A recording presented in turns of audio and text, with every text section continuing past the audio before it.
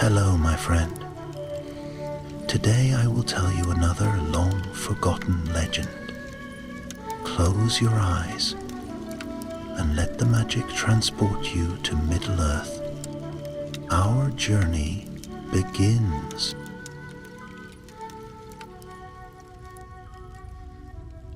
Night lay softly over Doriath, and all beneath the beech trees seemed held in a hush, as though the very air listened. In the guarded woods near Menegroth, a single lantern moved between the trunks, steady, silent, and golden as a firefly. It belonged to Larendel, a young scout of Thingol's realm, whose step was light and whose eyes carried the calm patience of the Sindar. Yet tonight a shadow weighed upon him, heavier than any armor. Word had reached Doriath of a troubling rumor. Anglachel, the black blade once given to Beleg Cuthalion and later reforged for Turin Turambar, had not remained at rest after Turin's death. It was said the sword had been taken from its hiding place, stolen by hands unknown.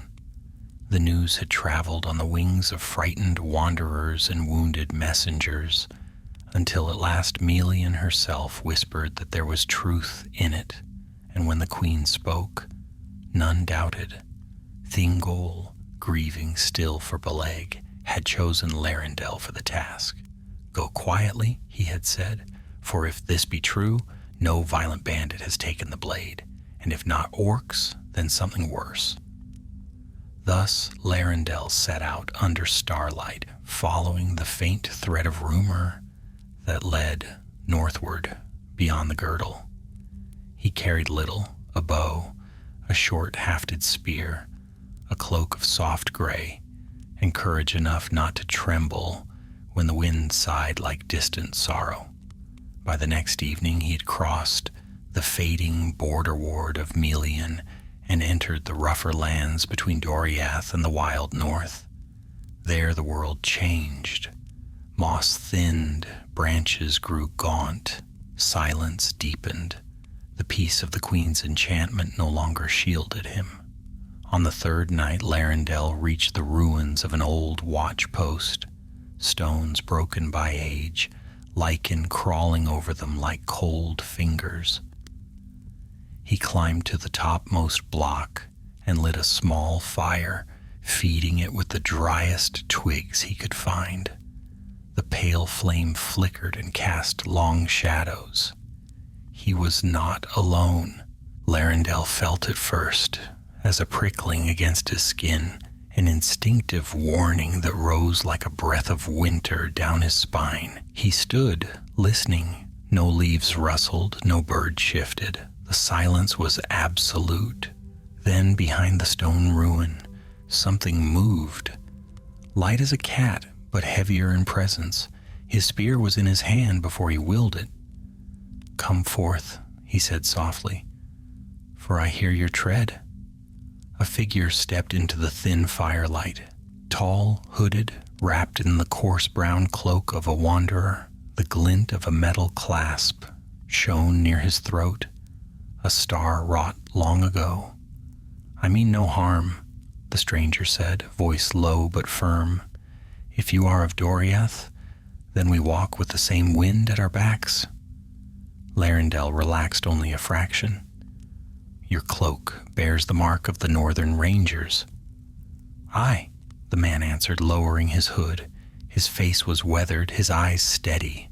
A mortal of Númenorian blood, though young in years. "I am Amdir, and you, friend elf, walk far from your king's halls." Larendel did not deny it. Instead, he studied the man closely. Men did not travel these paths without reason. "What brings you north?" he asked. Amdir stepped nearer the fire. "The same whisper that stirs you, I think. A sword, black as night and sharper than grief." Larendel's heart quickened. "Anglachel?" Amdir nodded once. "The orcs hunt for it. They believe the blade carries a voice that will serve them. I have followed a trail of their scouts for days." This troubled Larendel more than he wished to show. If they seek it, then they believe someone already holds the weapon. They do, Amdir answered grimly. A lone figure passed through this region 2 nights ago, a creature half wild, walking with a limp and clutching a burden wrapped in cloth. The orcs tracked him like wolves. Larendel considered this. A thief hunted by orcs was dangerous enough. A thief holding Anglachel was another matter entirely. What is he? Larendel asked quietly. Not fully man, Amdir said. Not fully orc. The stories name him Morzir, and though he fled his own kind long ago, they now want him more than ever. The fire crackled between them, sparks spiraling upward like fleeting stars. Around them, the night listened once more. Larendel drew a slow breath. If the blade is in his grasp, it may already be whispering to him. Amdir's eyes darkened. Then our task is urgent. I will not see another doom like that of Turambar repeated in these lands. Larendel felt a chill pass over him, not from fear, but from the certainty that fate had begun to weave its threads around them. Together their paths were no chance crossing. Then we travel as one, he said. Amdir extended a hand. Larendel clasped it.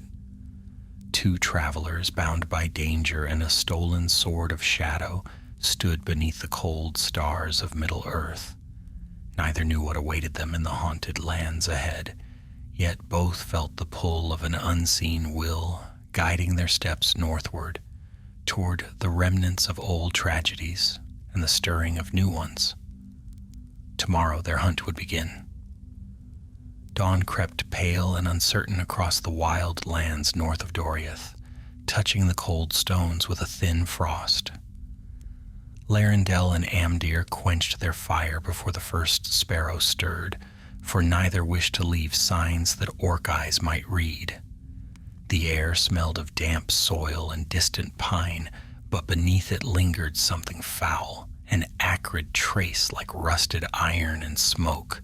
Amdir knelt beside a patch of mud hardened by the night chill. Here, he murmured, tracks, heavy, uneven, and not far ahead. Larendel crouched beside him. The footprints were unmistakable, wide at the fore, narrow at the heel, dragging slightly on one side, a limp, a half-orc's stride twisted by harsh years.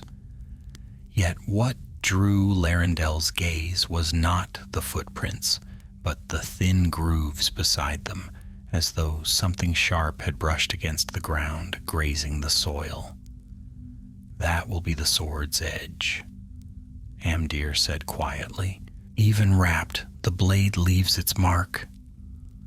Larendel touched the groove lightly. A faint chill bit his fingertips. Blade wrought cold, not natural. They rose and moved swiftly through the broken underbrush, keeping to the low hollows beneath the scattered pines.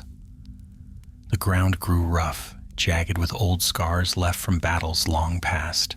Here the land bore memories, Turin's desperate marches, Glaurung's passage, and the slow poisoning of the forest into the dread realm of Taur Nu Fuin. Though the trees were fewer now and some healing had begun, a shadow still rested over the earth. By midday, a wind rose, thin, whistling through the rocks like distant wailing. Larendel paused, listening. Amdir halted beside him, hand on the hilt of his long knife. You hear it too, Amdir said.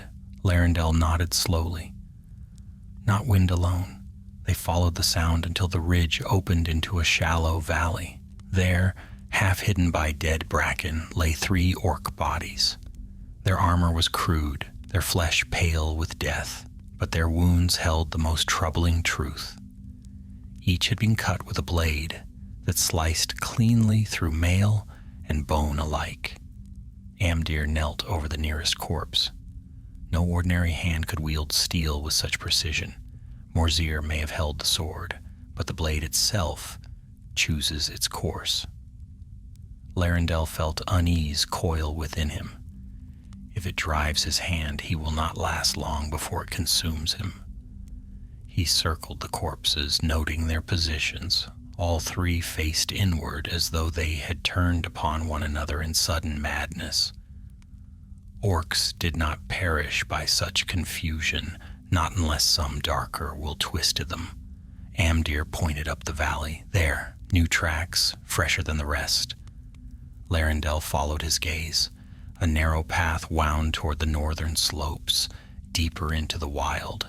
The tracks were erratic now, Morzir's stride broken, stumbling. Drops of blood dotted the stones, dark and sharp. "He is wounded," Amdir said. "And desperate."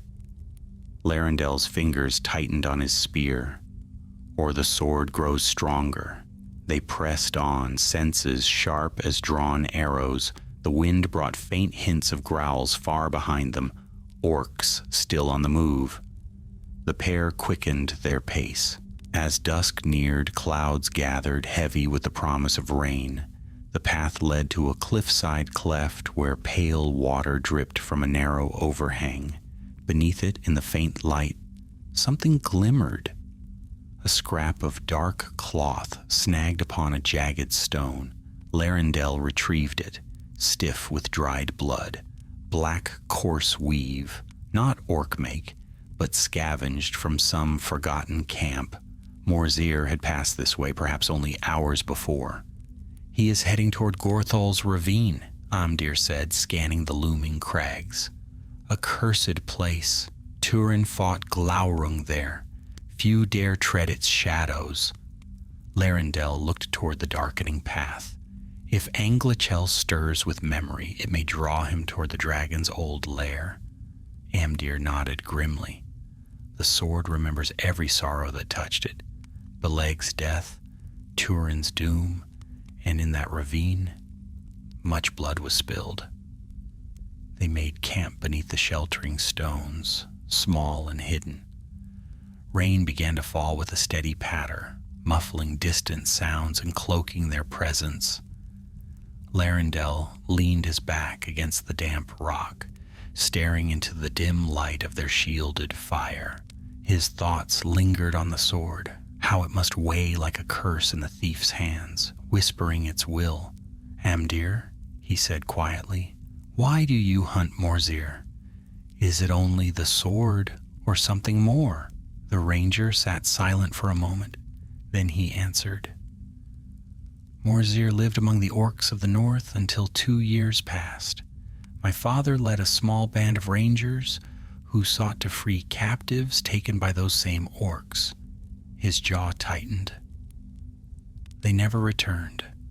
Some months later, a wandering trader told me of a half-orc wretch who slipped away from his masters and spoke of a band of men slain to amuse their chieftain.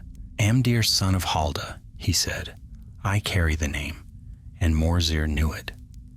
Larendel felt a slow understanding settle over him. "You seek justice." "The kind that walks on 2 feet," Amdir replied. "The sword is the greater danger, but Morzir is not blameless." Outside, thunder rumbled across the high crags. The storm washed the world in silver streaks, and the dark beyond their shelter deepened. Larendel spoke quietly. "If the sword controls him, he may no longer command his own choices." "Perhaps," Amdir conceded, "but I will not allow such a weapon to wander free with any hand, willing or no." The rain hammered harder, echoing through the stones. Far off, a distant howl rose, long, shrill, and not belonging to any wolf.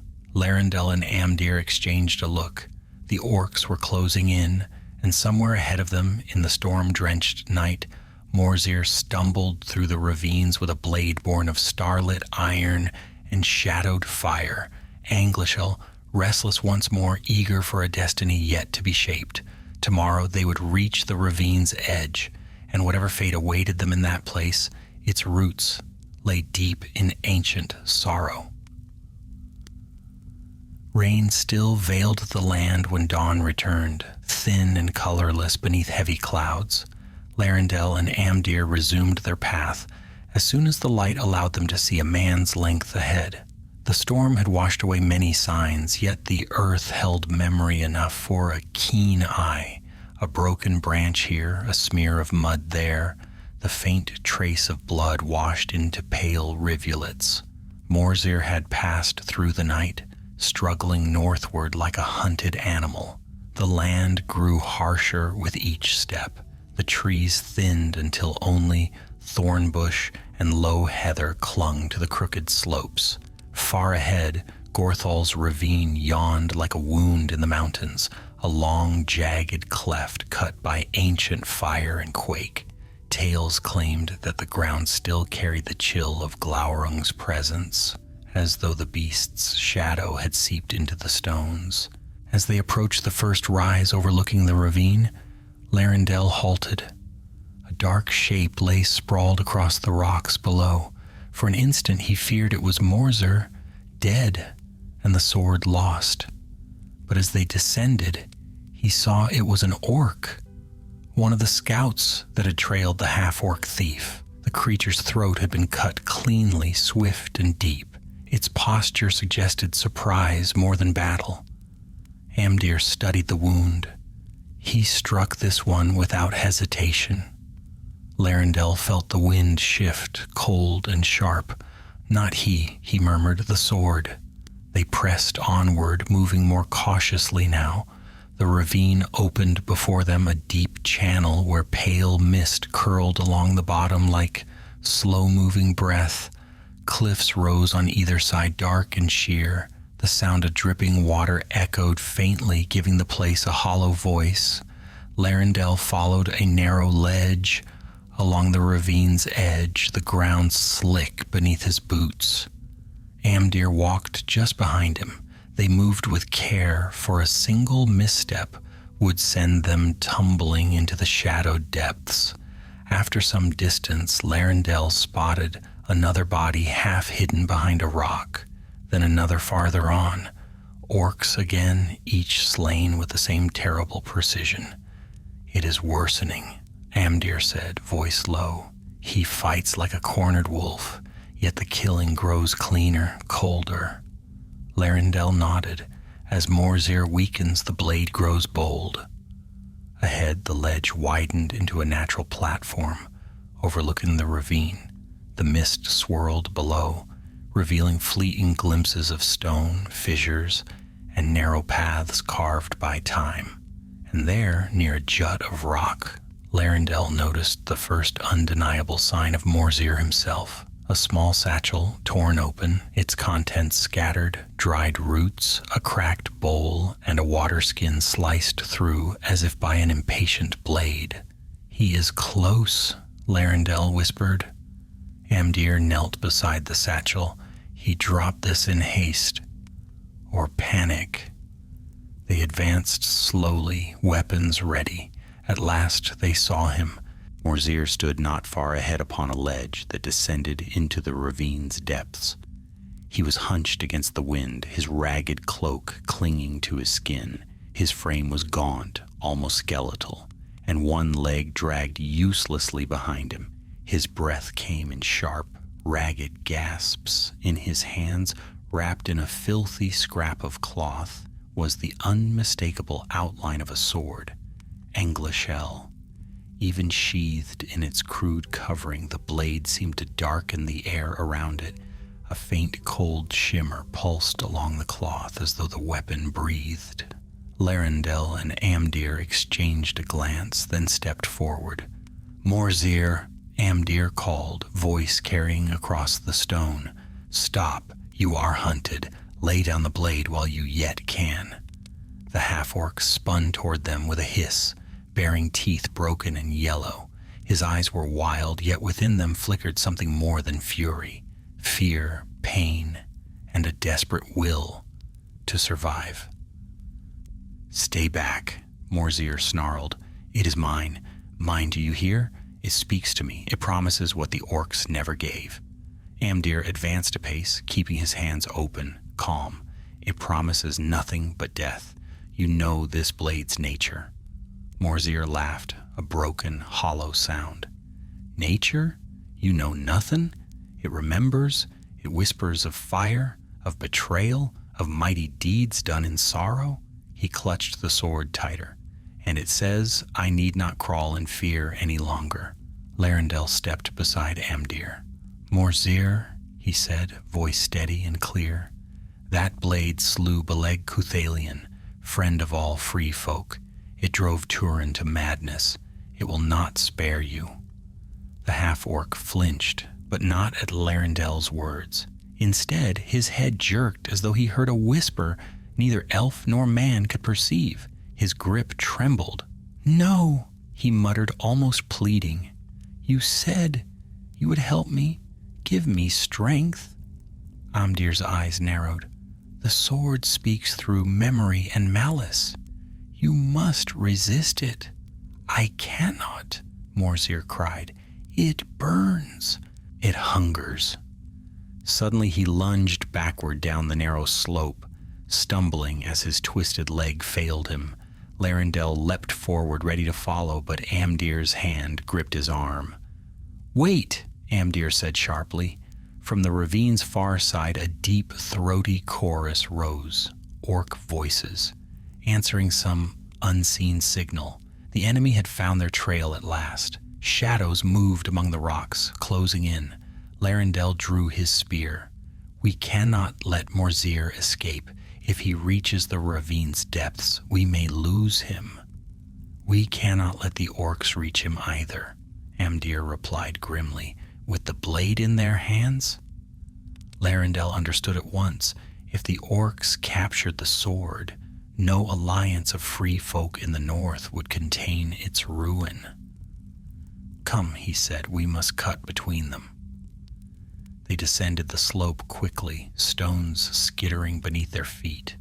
Morzir fled before them, limping down a twisting path that vanished into mist. His silhouette flickered like a wounded ghost, the sword's dark shape jutting from his grip like a shard of night. The orcs' cries echoed from the cliffs, drawing nearer.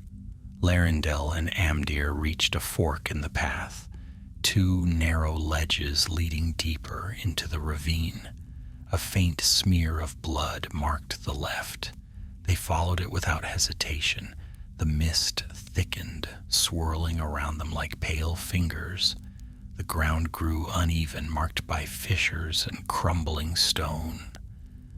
At last they heard Morzir again, panting, struggling, cursing under his breath. Then the sound of metal on rock rang out sharply, as though the sword had struck the ground of its own will. Larendel and Amdir pressed on until the mist parted slightly, revealing a cavern mouth carved into the cliffside, black as pitch. Morzir had vanished inside. Amdir's jaw tightened. "A dragon's old hollow," Larendel nodded. "Glaurung crawled through these caverns and died near this place. The sword remembers him." The orc cries grew louder behind them. Time was slipping away like water through cracked stone. Larendel stepped toward the mouth of the cavern. "We end this now." Amdir drew his blade. Together. And with the voices of their enemies rising through the ravine, the two companions entered the dark where Morzir, Anglachel, and old lingering shadows waited. The cavern swallowed them at once, devouring the last shreds of daylight behind their backs. Its breath was cold, damp, and laced with the faint scent of ancient ash. Larendel paused just within the threshold, letting his elven sight adjust. The darkness was thick, but not impenetrable. Pale glimmers clung to jagged walls, where old veins of quartz caught stray hints of light. Amdir lit a small torch, shielding the flame with his hand. The fire sputtered, then steadied, spreading a soft, wavering glow that revealed the first stretch of the tunnel. The stone underfoot was gouged and uneven. scored by claws far larger than any creature that roamed the ravine now. The marks were old, softened by time, but unmistakable. "Glaurung passed here," Amdir murmured. Larendel nodded, and Turin after him. Their steps echoed softly as they moved forward. The tunnel wound downward in slow spirals, each turn carrying a sense of deeper dread. Water dripped from the ceiling in steady intervals, falling into unseen pools below with hollow plinks. Somewhere ahead, the tunnel widened. Faint air currents hinted at a larger chamber.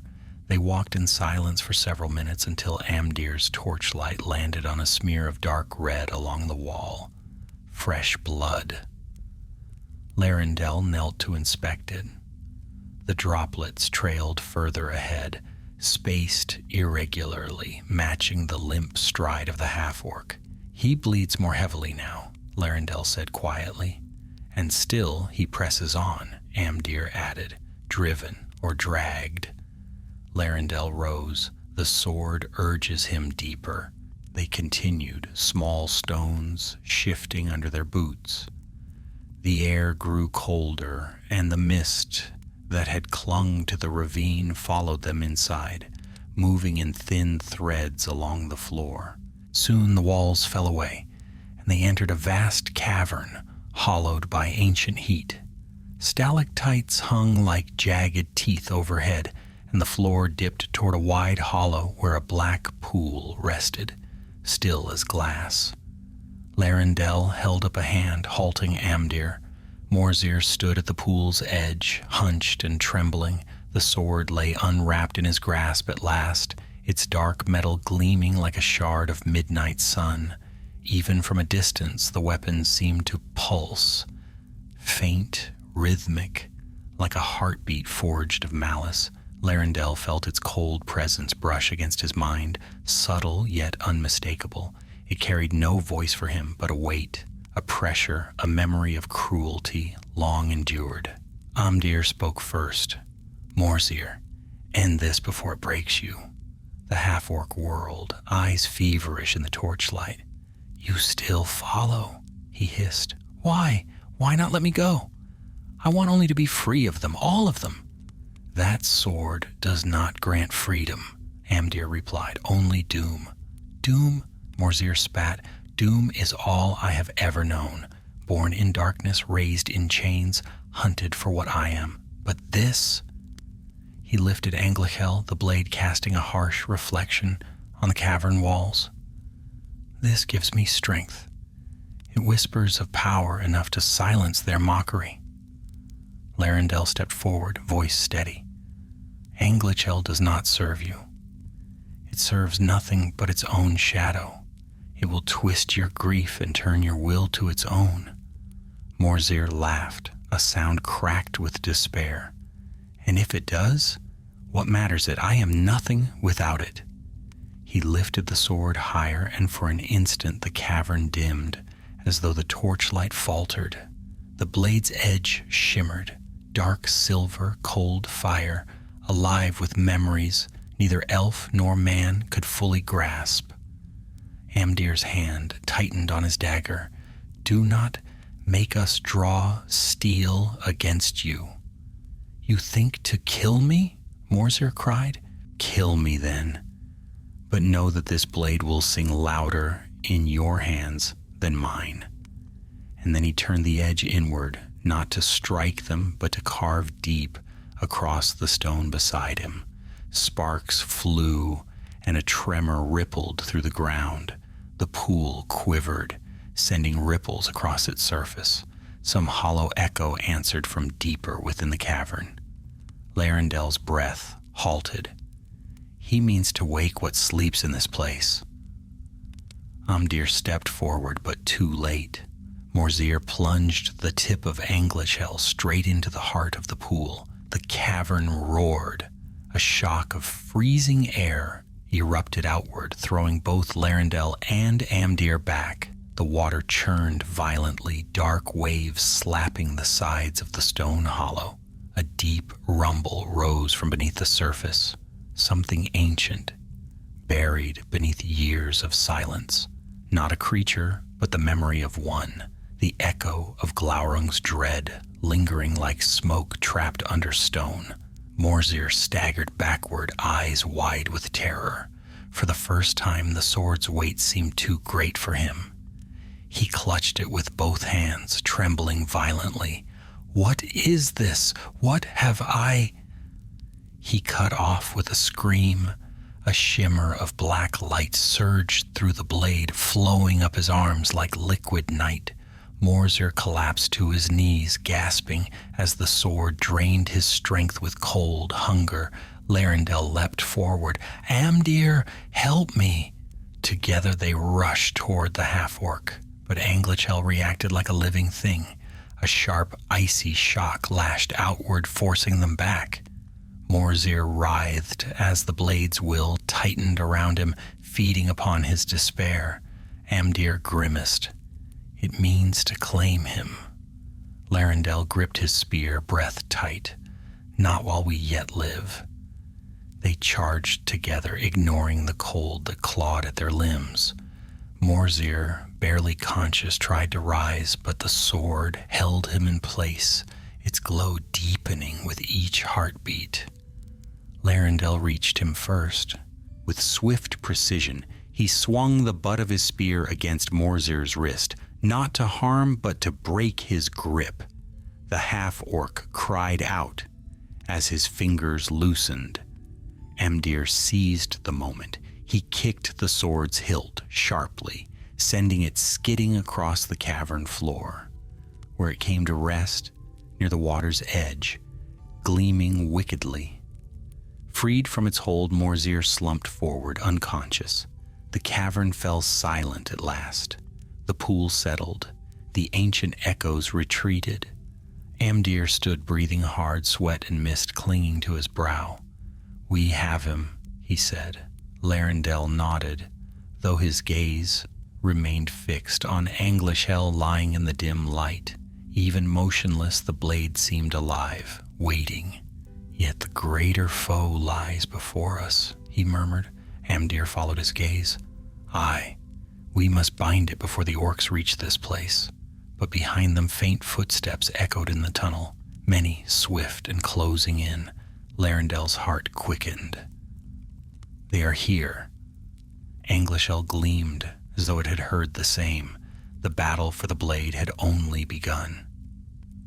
Amdir's torch sputtered as the echoing footsteps grew louder, spreading through the tunnel like the beat of a war drum. Larendel stepped over Morzir's fallen form and seized Anglachel from the stone. The blade was strangely cold, colder than ice forged in winter's heart, yet it did not strike at him, nor twist with malice. It lay still, as though waiting for something, or someone. Amdir's voice cut through the dim. Larendel, the orcs come in number. We must move. Larendel sheathed the sword within the torn cloth Morzir had used, binding it with a length of leather cord. Even wrapped, a faint pulse trembled in the metal, as though the sword tested its bonds. Morzir groaned. His eyelids fluttered, and he sat up with a gasp, clutching his chest. He looked at them with bewilderment, then fear. What have you done? He whispered. My strength. It drained me. The sword left me. It would have consumed your life, Larendel answered. You are spared that fate. Morzir's face twisted with shame and bitterness.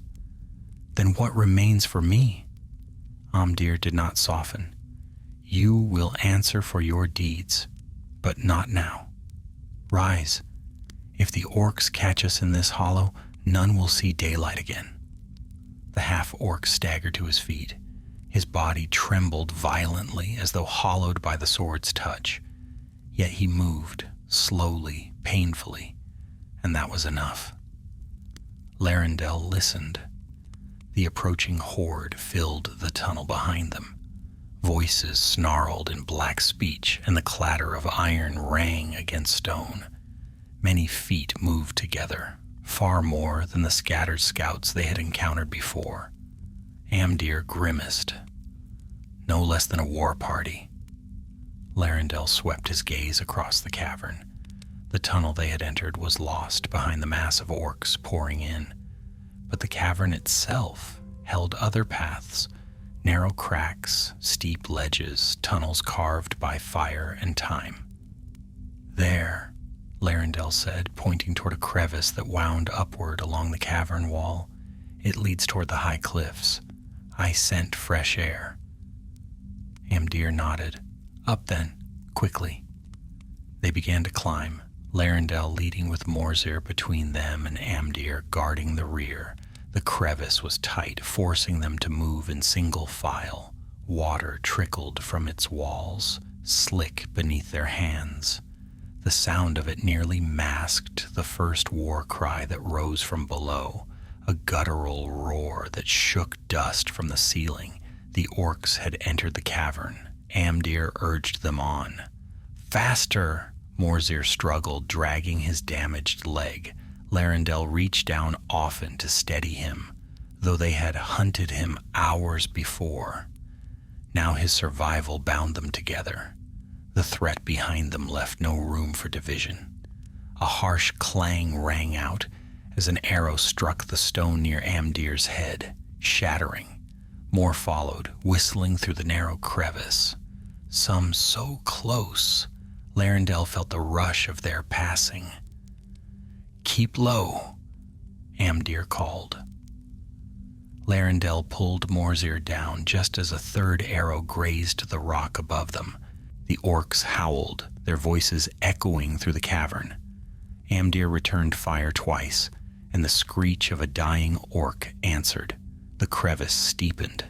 The air grew colder, carrying the scent of open sky. Larendel's heart lifted, but then a deeper roar rose behind the rabble, a commanding voice harsh as cracking stone. Amdir muttered, "A captain?" Larendel's fear sharpened. Orc captains were brutal and cunning. Such a one would not relent easily, nor fear pursuit through treacherous climbs. The crevice widened suddenly into an upper chamber lit faintly by slivers of daylight, streaming through cracks in the roof. Larendel helped Morzir onto the rocky floor. Amdir joined them moments later. "We must push through the roof. The stone is thin there."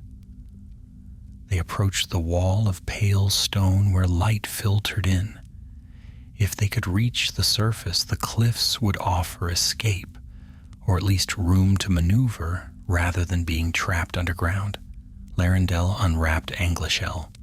The blade gleamed faintly in the dim glow, as if awakened by the nearness of open air. Its presence filled the chamber with a subtle, biting cold. Amdir drew back slightly. "Be wary." "I am," Larendel replied. He drove Anglachel's edge into the pale stone. The rock cracked as though struck by lightning. A chunk fell away, revealing a wider gap, and a gust of cold wind rushed in. Larendel struck again, then again. Anglachel cut not like a tool, but like an executioner, precise, merciless, leaving no resistance. Each blow widened their way to the surface. Behind them, orcs reached the first bend of the crevice. Stones clattered, followed by rough voices. Amdir blocked the approach, firing arrows down the narrow passage. "Move! I cannot hold them long!" Larendel drove the blade into the stone one last time. The gap burst open, sending shards tumbling down the cliff outside. Bright light flooded the chamber. "Go!" Larendel urged. Morzir climbed through first, pulling himself up with both hands, gasping as fresh air struck him. Larendel followed, gripping the jagged edge. Amdir climbed last, pausing only to hurl his final arrow into the shadows below. An orc shrieked. Then he pulled himself onto the cliff's edge. They emerged onto a high ledge that overlooked the ravine. Wind rushed past them, carrying mist that trailed upward like smoke. The cliffs were steep but scalable.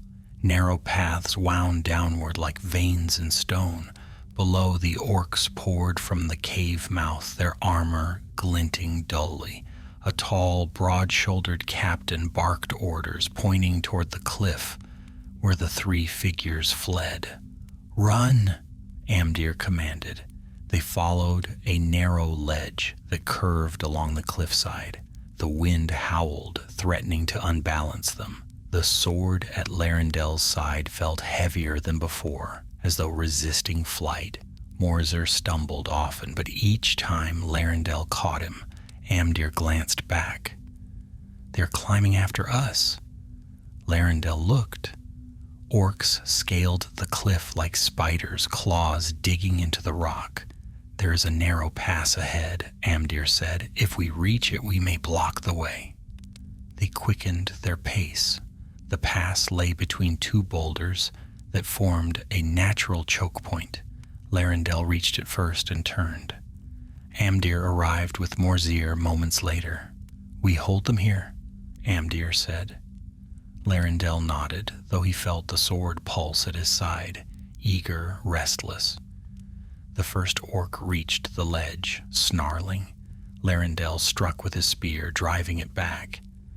Amdir faced another, blade flashing. The fight was tight and brutal. Orcs could not surround them, but each that reached the ledge attacked with furious strength.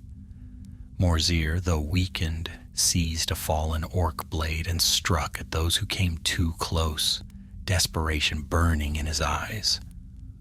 "More climb," Amdir warned. Larendel drew Anglachel. The air thinned around him. The sword's black sheen shimmered like storm-lit steel. When he swung, the blade hummed, softly, coldly, cutting through orc mail as though through water. 3 fell in rapid succession. Amdir stared, awed and wary. "Larendel, the sword." But Larendel heard only the wind. The ledge cleared for a moment, giving them precious breaths. Amdir seized Morzir's arm. "We flee now while there is a chance." Larendel hesitated. The sword felt alive in his grip, as though urging him to finish what had begun.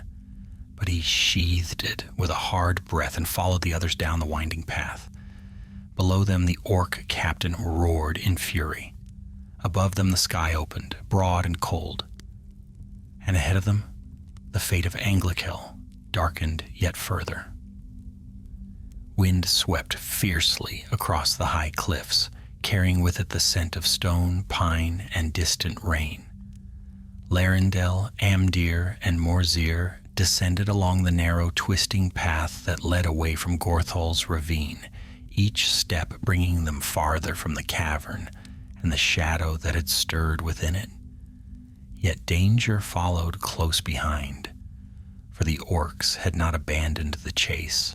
Their cries echoed along the stone walls, drawing nearer with every heartbeat. The path slanted into a long, sloping shelf of rock. Here the mountain opened subtly, revealing a forested valley far below. The trees were sparse at first, charred remnants from older fires, but farther on lay a healthier growth. Dark pines standing firm despite the scars of the land. "We make for the trees," Amdir said, breath heaving. "Orc sight falters there." Larendel nodded, though his hand never left the hilt of Anglachel. Even wrapped and bound, the sword seemed to pulse faintly, as if watching, listening, waiting for its moment. He kept it close, yet he felt its cold whisper press against his awareness, not as words but as weight, a quiet urging toward the battle he had only narrowly left behind. Morzir stumbled suddenly, nearly falling. Amdir caught him by the arm. "Can you walk?" Amdir asked. "I can," Morzir rasped. "Whether I should is another matter." Larendel looked at him. The half-orc's breath was thin, his skin pale beneath grime and blood. Free of Anglachel's grip, he seemed smaller, almost fragile. He had been driven by the sword and now hollowed by it. "We must move," Larendel said softly. "You have strength enough for that, and we need every moment." They pressed onward. By the time they reached the forest's outer edge, the sky had darkened. Heavy clouds gathered over the mountains, preparing a storm that would soon break.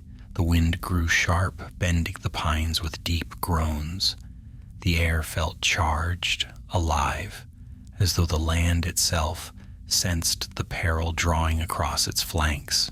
The trio slipped into the shadows between the trees. The scent of pine needles filled the air, rich and grounding.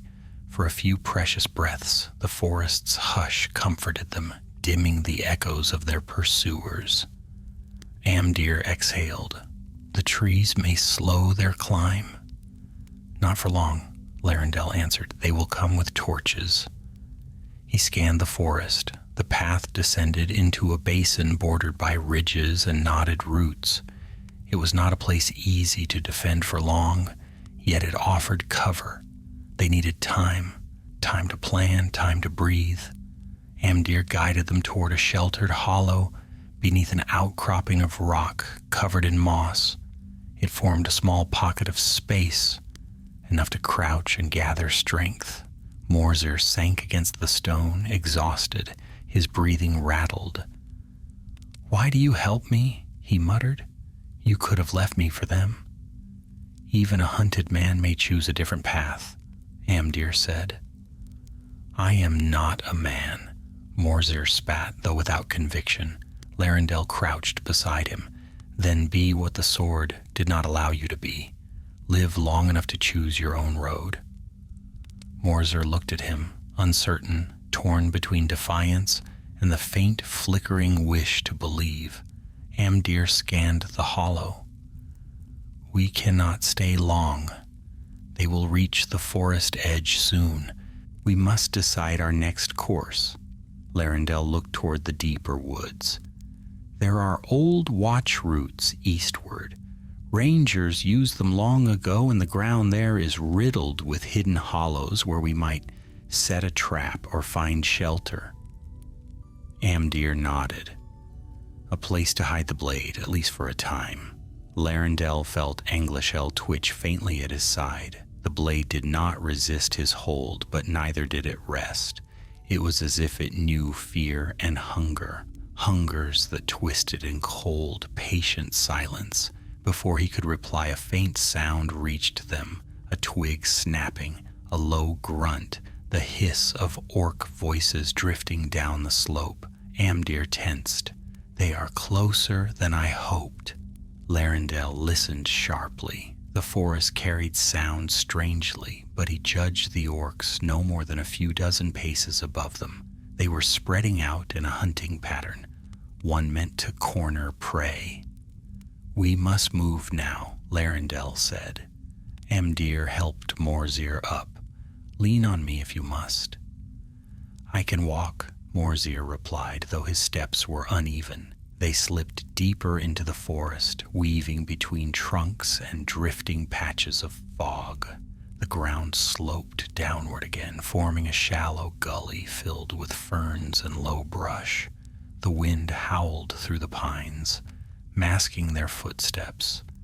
Larendel led them along a faint deer trail. Branches brushed their cloaks, scattering droplets. The storm clouds overhead grew heavier, dimming the daylight until the world took on a dusky, shadowed glow. Then through the mist, Larendel saw it. A narrow stone arch half swallowed by vines. Beyond it lay a tunnel-like passage of rock, leading into darkness. Amdir halted beside him. "I remember this place," he whispered. "The rangers called it the Echoing Hollow. The path runs deep beneath the ridge. We used it to evade pursuit." Larendel nodded. "If we follow it far enough, we may lose them." A harsh bark sounded behind them. Orc voices erupted. The hunt had found their scent.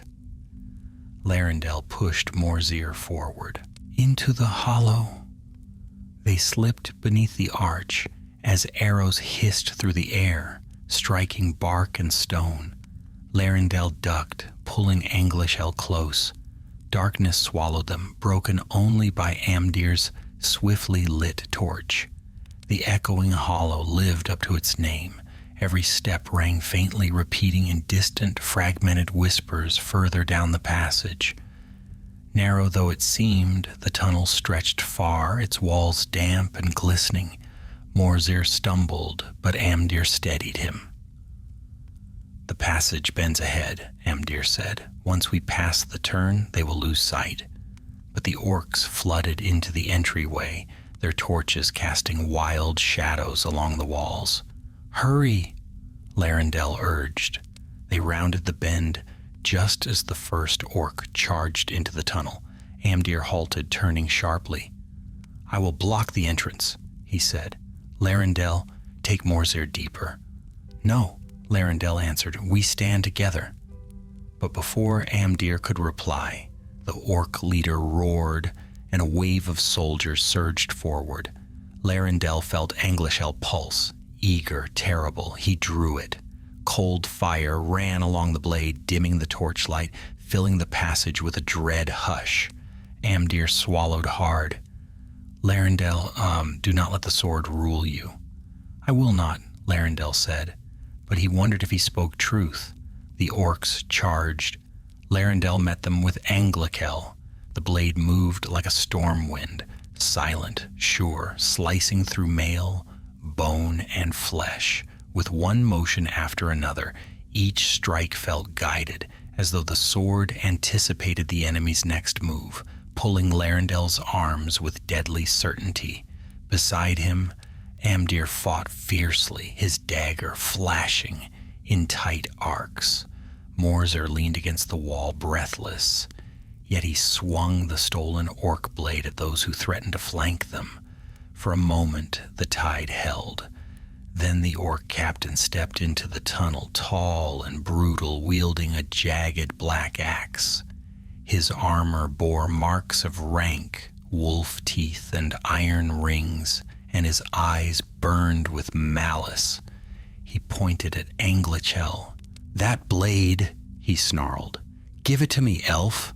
Larendel answered by lifting the sword. The captain laughed, a cruel, rasping sound, and charged. Larendel braced himself. The tunnel seemed to narrow around him. The sword grew colder in his hand. He struck. Steel met steel, and sparks burst like stars.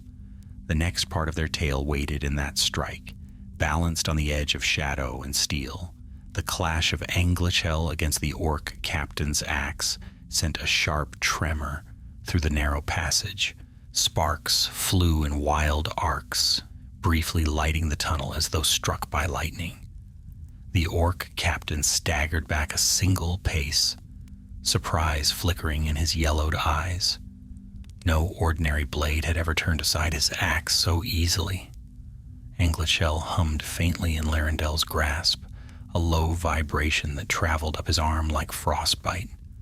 Though wrapped for days and hidden in cloth before that, the sword now shone bare beneath the torchlight. Dark, sleek, alive. Its surface reflected not light, but shadows, as though consuming brightness wherever it touched.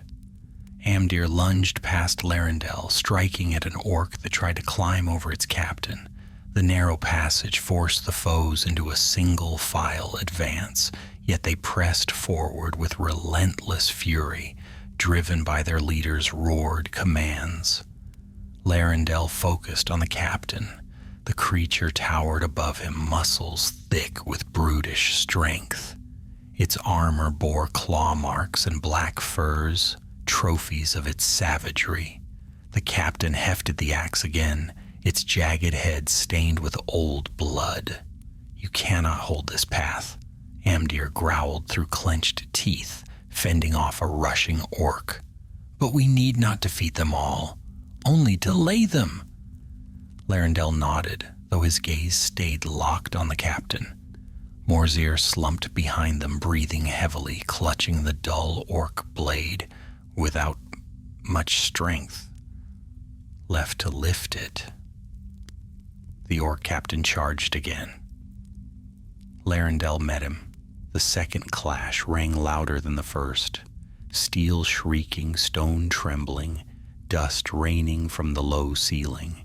Anglachel slid along the axe's edge, cutting a shallow furrow through the crude metal. The captain bellowed in rage and forced his weight forward, trying to overpower Larendel with sheer strength. Larendel pivoted aside, letting the captain's momentum carry him forward, then struck at the gap beneath his plated shoulder. Anglachel sliced through leather and flesh. Black blood spurted, hissing on the ground. The captain roared in fury, not pain, and swung his axe in a wide arc that would have cleaved a man in two if Amdir had not intercepted, deflecting the blow with a desperate parry of his dagger. The smaller blade bent, nearly broke, but held. "Amdir," Larendel cried, "I am well. Strike now." Larendel obeyed. He swung Anglachel low, aiming for the captain's leg. The blade cut clean through armor, severing tendon and muscle.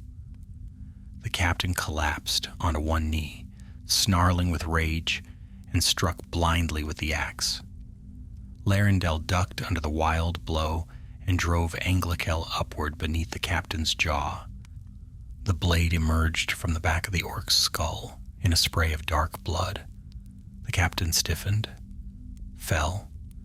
A heavy silence followed, broken only by the fading echoes of steel.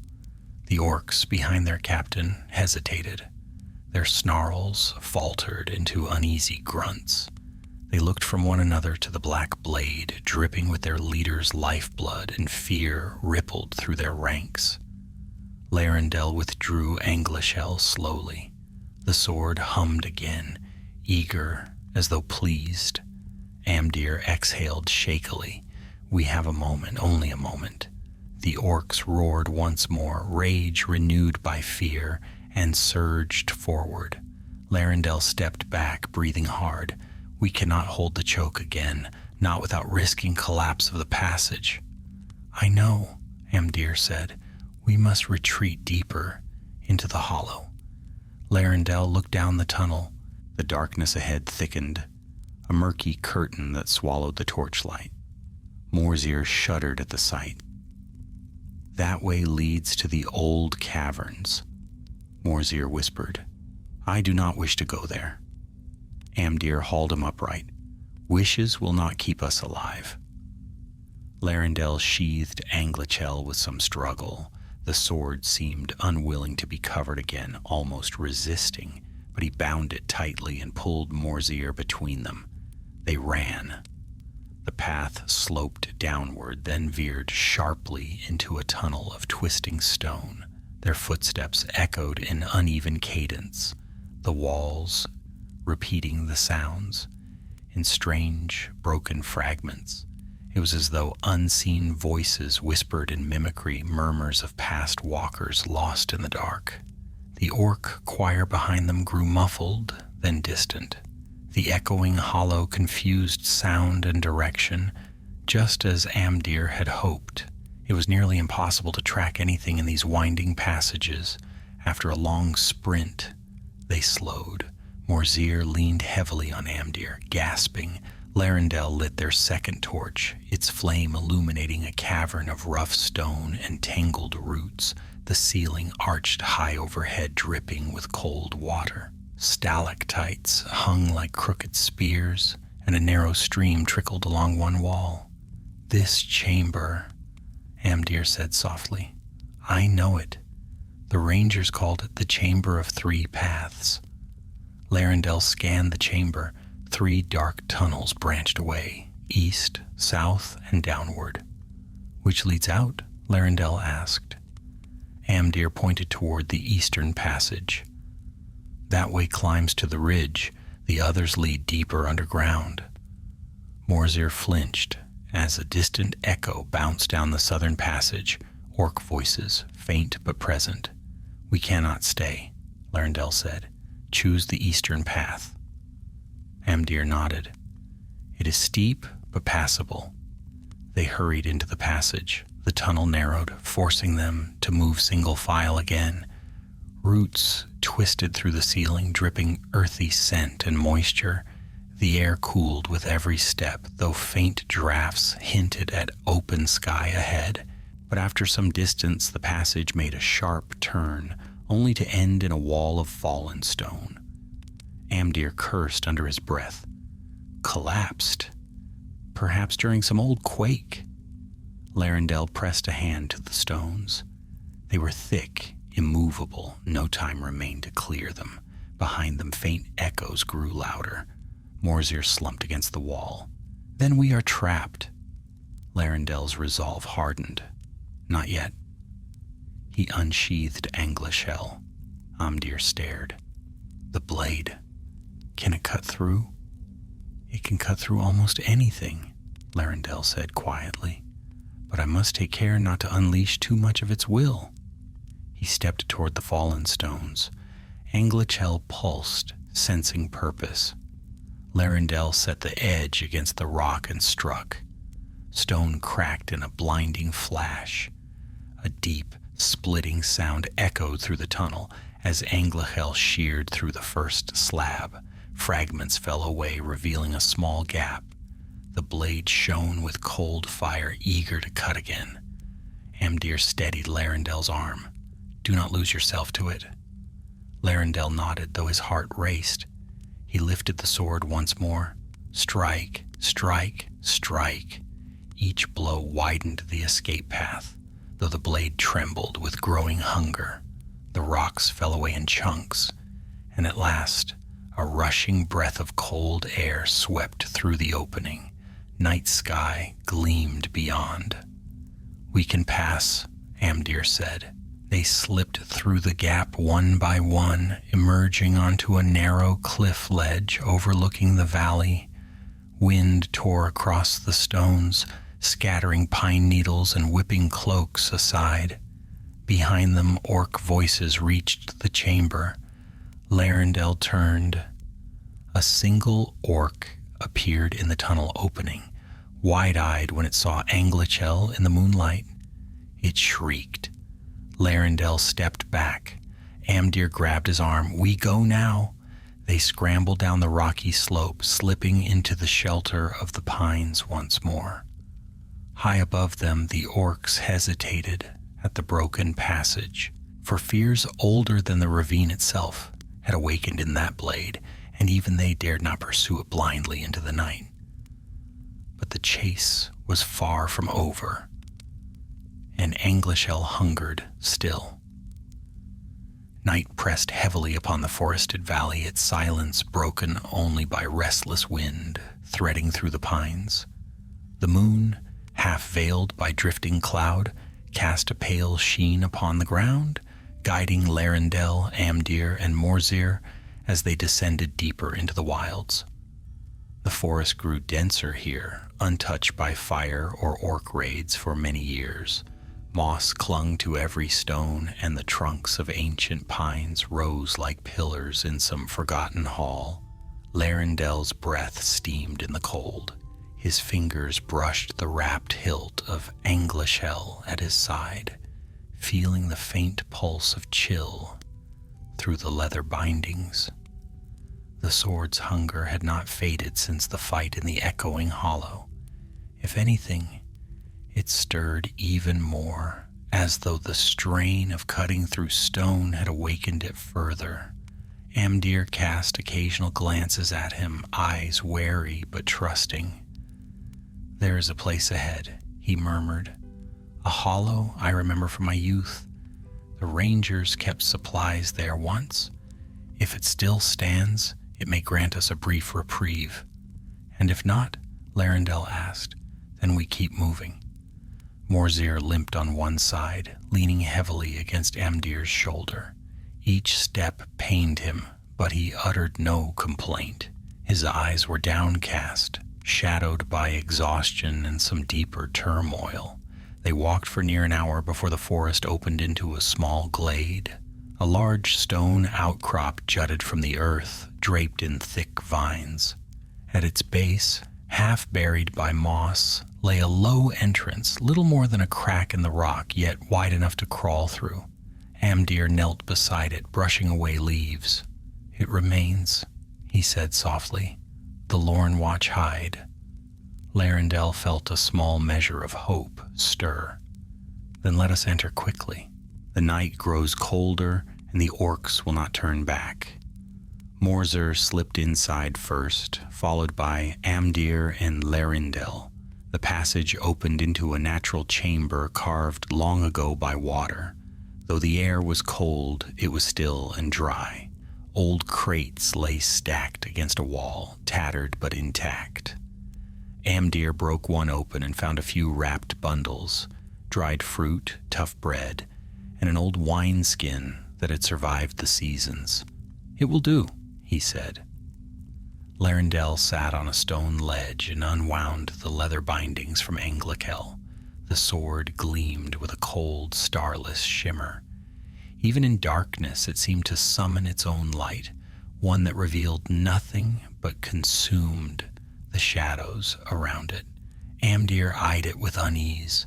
"We cannot carry that blade exposed, not even in shelter." Larendel rewrapped it carefully. "Its will grows. I feel it." "Then you must resist it," Amdir said firmly. "Anglachel bends easily to sorrow and wrath. You are neither sorrowful nor wrathful by nature. That is our one advantage." Larendel nodded, though he felt uncertain. The sword's weight tugged at his spirit in ways he could not fully name. It was not whispering to him, not as it had to Morzir, but it pressed against his mind like a heavy, unseen hand. Morzir ate slowly, his hands trembling slightly. "You do not understand," he said after a long silence. "The sword does not speak plainly. It slips into thoughts you already have, twisting them. It remembers all the grief it has tasted. If you hold fear, it sharpens it. If you hold anger, it feeds on it." Amdir fixed him with a stern gaze. "And if you hold nothing?" Morzir chuckled hollowly. "Then it waits. It has waited through the years since Beleg died, through Turin's fall, through its long burial. It will wait again." Larendel considered the half-orc's words. "What did it show you, Morzir?" The half-orc looked into the shadows. "Strength, not mine, others' strength. Sorrow turned fierce, grief turned sharp. It promised me I could be more than the filth I was born from, but all it sought was a hand to wield it, a hand that would not resist." Amdir crossed his arms. "Then be certain that hand will not be mine." "Nor mine," Larendel said quietly. The glade outside moaned under the rising wind. Larendel rose and approached the entrance, peering through the narrow opening. Darkness stretched across the forest floor, but he saw no torches, no movement. "They have not reached this far," Larendel said, "but they will not relent." Amdir joined him. "The captain is dead. Their leadership will fracture but not fall. They will hunt with fury." Morzir shifted uneasily. "There's something else you must know. Orcs believe the sword holds a spirit. Not merely malice, but a trapped will. They say a sliver of Morgoth's shadow lingers within it, a fragment of some ancient curse." Larendel stiffened. "Such things are not dismissed lightly." Amdir's face darkened. "If they believe that, they will chase us to the world's edge." Larendel turned away from the entrance. "Then we must not allow Anglachel to fall into their grasp, but neither can we allow it to claim another life." Amdir placed a steadying hand on his shoulder. "What do you propose?" Larendel hesitated. "There is a northern vault, an old elven refuge near the high ridges where Thingol's scouts once kept dangerous relics. Few know its location. I do. That is many days from here, Amdir said. Through broken lands. Morzir's eyes widened. Orc territory and worse things. Larendel met their gazes. Yet it is the only place I know you where the blade can be sealed. Amdir nodded slowly. Then we go north. Before Larendel could speak further, the wind shifted, bringing with it a faint, distant horn blast. Amdir's head snapped up. Do you hear that? Larendel listened intently. 3 short notes. Too long. Morzir shuddered. Wolf horns. Orc scouts have reached the valley. Larendel whispered. They hunt in packs now. Amdir tightened the straps on his gear. We leave immediately. They will search every glade. Larendel wrapped Anglachel once more, binding it firmly. The blade felt heavier still, as though sensing danger and longing for it. They stepped into the night. Clouds swallowed the moon, plunging the forest into near total darkness. Pine boughs creaked under the force of the wind, and distant horns answered one another, signaling their relentless hunt. Amdir led the way along a faint path that wound north, barely visible even to elven sight. Larendel walked close behind with Morzir between them, steadying him whenever he faltered. Soon the trees thinned, giving way to a long descent toward a wide moor. The valley stretched before them, silent, bleak, open to the sky.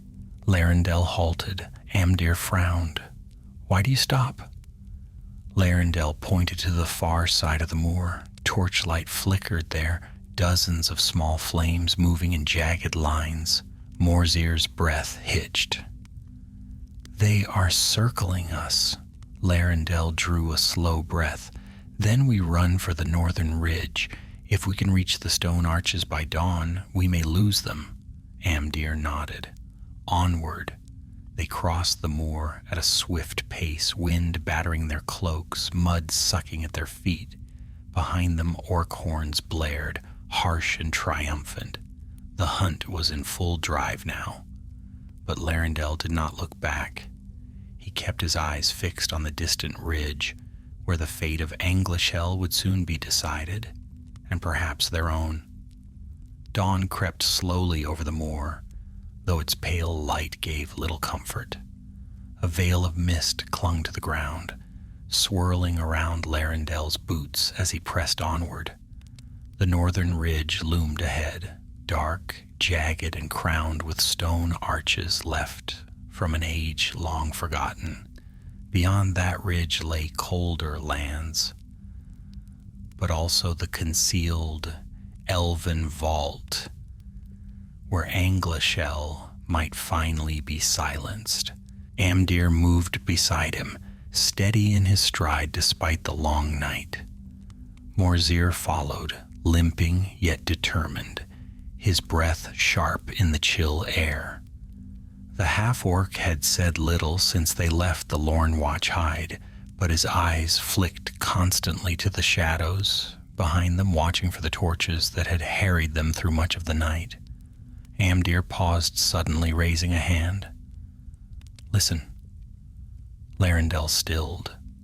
The wind shifted, carrying with it a distant low rumble, not thunder, not hoofbeats, drums, orc drums, rolling across the moor like the heartbeat of some monstrous beast waking from slumber.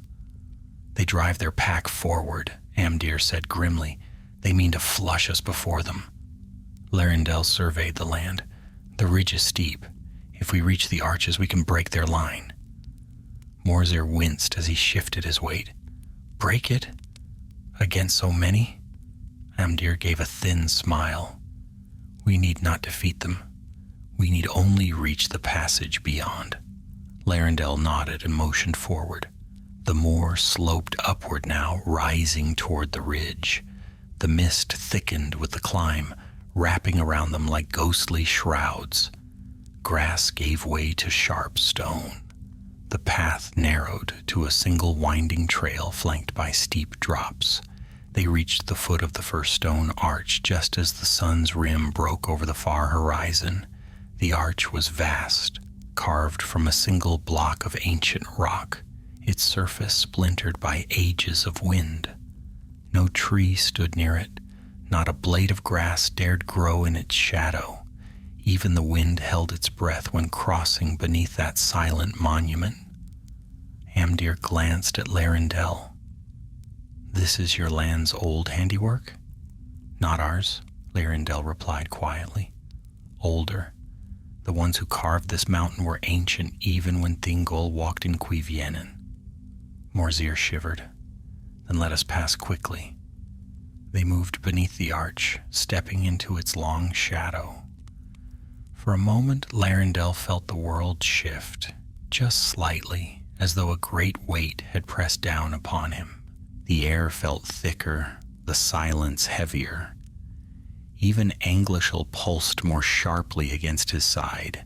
Then the moment passed, and they continued up the ridge. Once they reached its crest, the view broke wide before them, stretching to the north, where tangled woods gave way to rocky hills and the beginnings of a bleak, abandoned land. "There," Larendel whispered, pointing toward a cluster of dark stones, half buried in the ridge. "The vault lies beyond those ruins." Amdir's eyes brightened with resolve. "Then let us make haste. If we reach it by midday—" He broke off at the sudden blare of a horn. Larendel spun. They had been followed more closely than he feared. Orc shapes swarmed the lower moor, surging like black ants across the pale mist. Their torches flickered wildly as they clambered up the slope, dozens of them rushing with renewed frenzy. A larger figure among them, a new captain, raised a massive spear and bellowed a call that echoed across the stones. "They smell their prey," Morzir murmured, fear edging his voice. Amdir drew his dagger. "We cannot outrun them, not uphill." Larendel felt the weight of Anglachel thrum at his side like a predator longing to spring. "No," he said, "but we can slow them." Amdir turned sharply. "Larendel, for a brief moment only," Larendel insisted. "You take Morzir to the vault. I will rejoin you." Morzir stepped forward. "You would face them alone?" Larendel met his gaze. "Not alone. I carry a blade they fear." Amdir gripped Larendel's arm. "Do not let the sword use you." "I will not." Yet even as he spoke, he felt the lie brush against the edge of his thoughts. The sword did not speak, not as it surely would to men, but it felt alive, hungering, ready. Amdir hesitated, then nodded. "We will wait at the ruins. Do not tarry."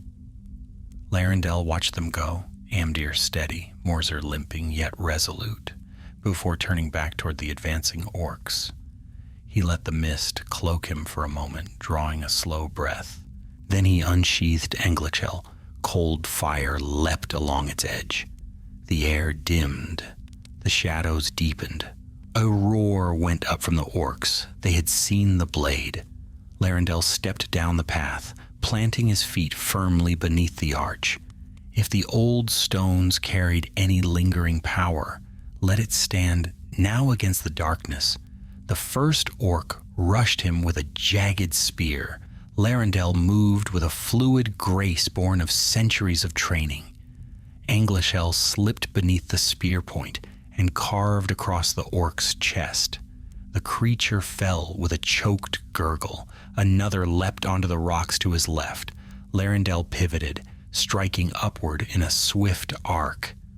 The blade tore through armor, flesh, and bone in a single stroke. 3 more stormed up the slope. Anglachel sang, softly, coldly, as it cut. Larendel felt each strike grow easier, lighter. The blade guided his movements like a whisper, shaping his arm. His blows grew swifter, his breath steadier. The world narrowed to a tunnel of steel and shadow. The orcs hesitated at last, fear warring with rage.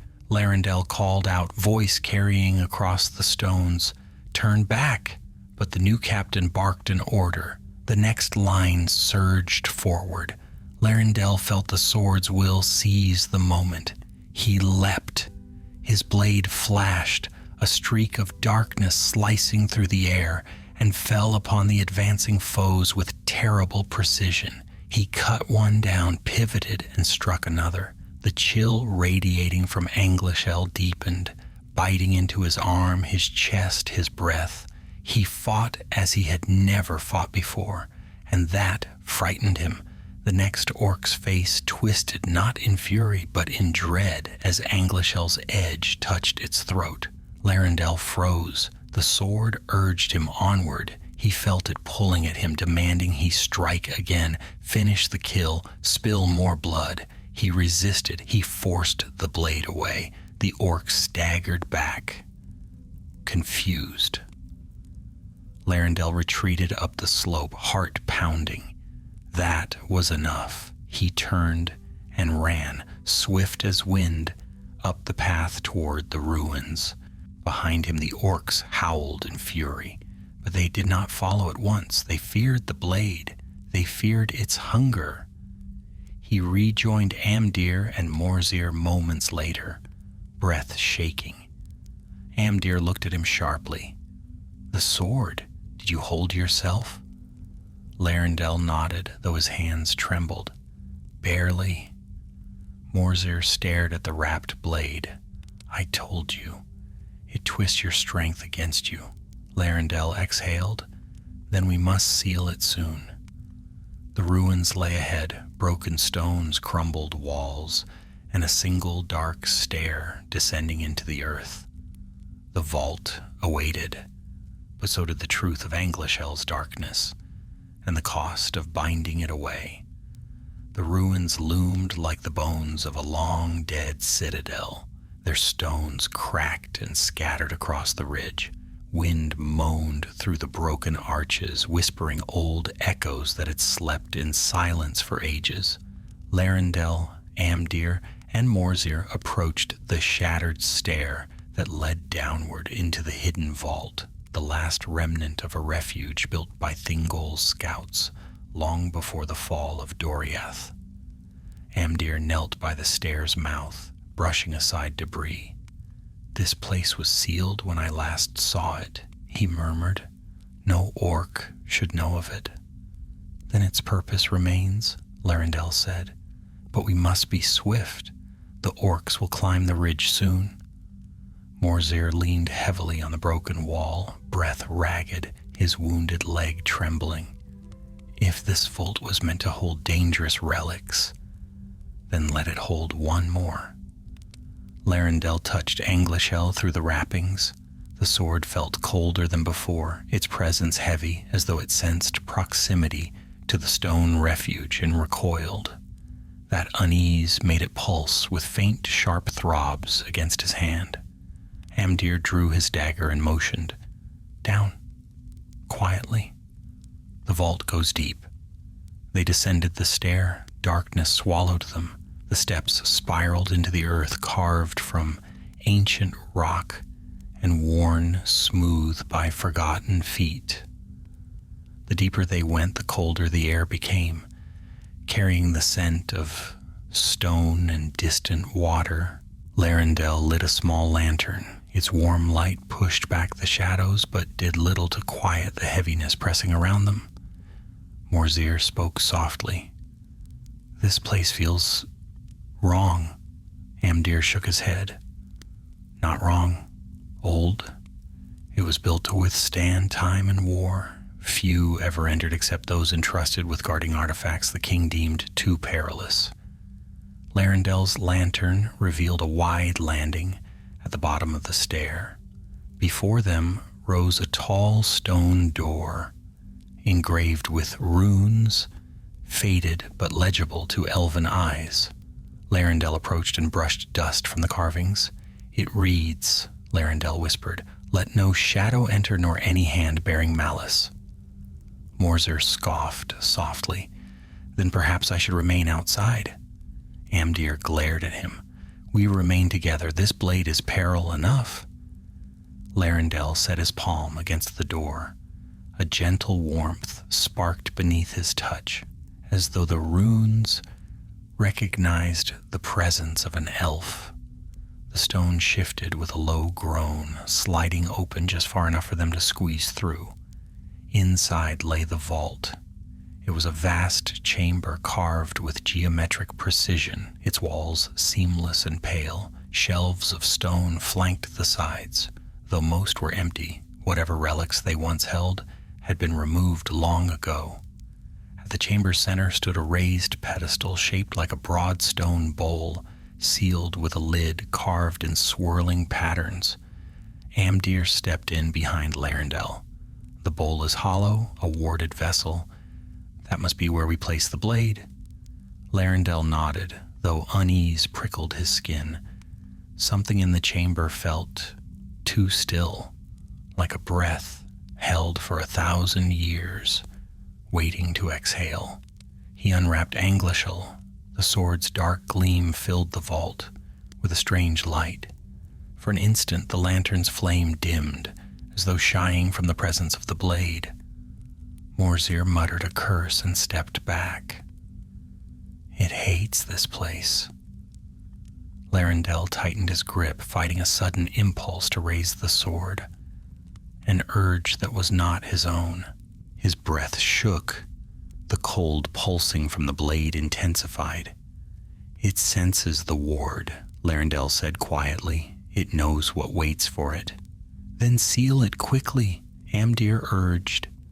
Larendel moved toward the pedestal, but with each step the sword grew heavier, resisting him. His arm trembled under its weight. Shadows lengthened unnaturally across the floor, creeping toward him as though drawn by the blade. He reached the pedestal and gripped the stone lid. It did not move. Larendel pressed harder, strength strained, but the lid held fast.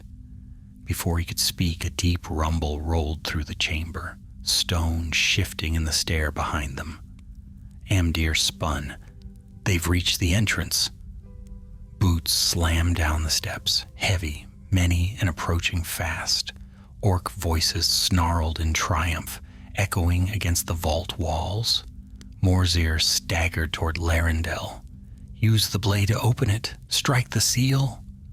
Larendel froze. Anglachel should not be used on a warding stone. If its malice breaks the enchantment rather than releasing it safely, then we have no choice, Amdir shouted. Strike now or lose everything. Larendel hesitated only a heartbeat. Then he lifted Anglachel. The blade trembled eagerly, sensing its moment.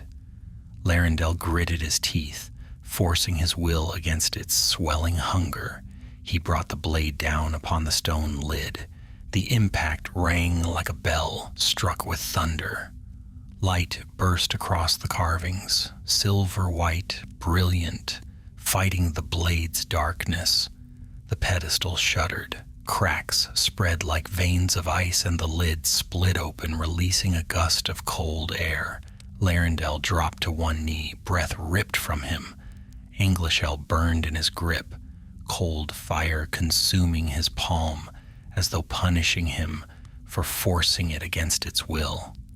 Amdir dragged him back just as the pedestal lid slid aside, revealing a hollow chamber within, lined with runes that glowed faintly.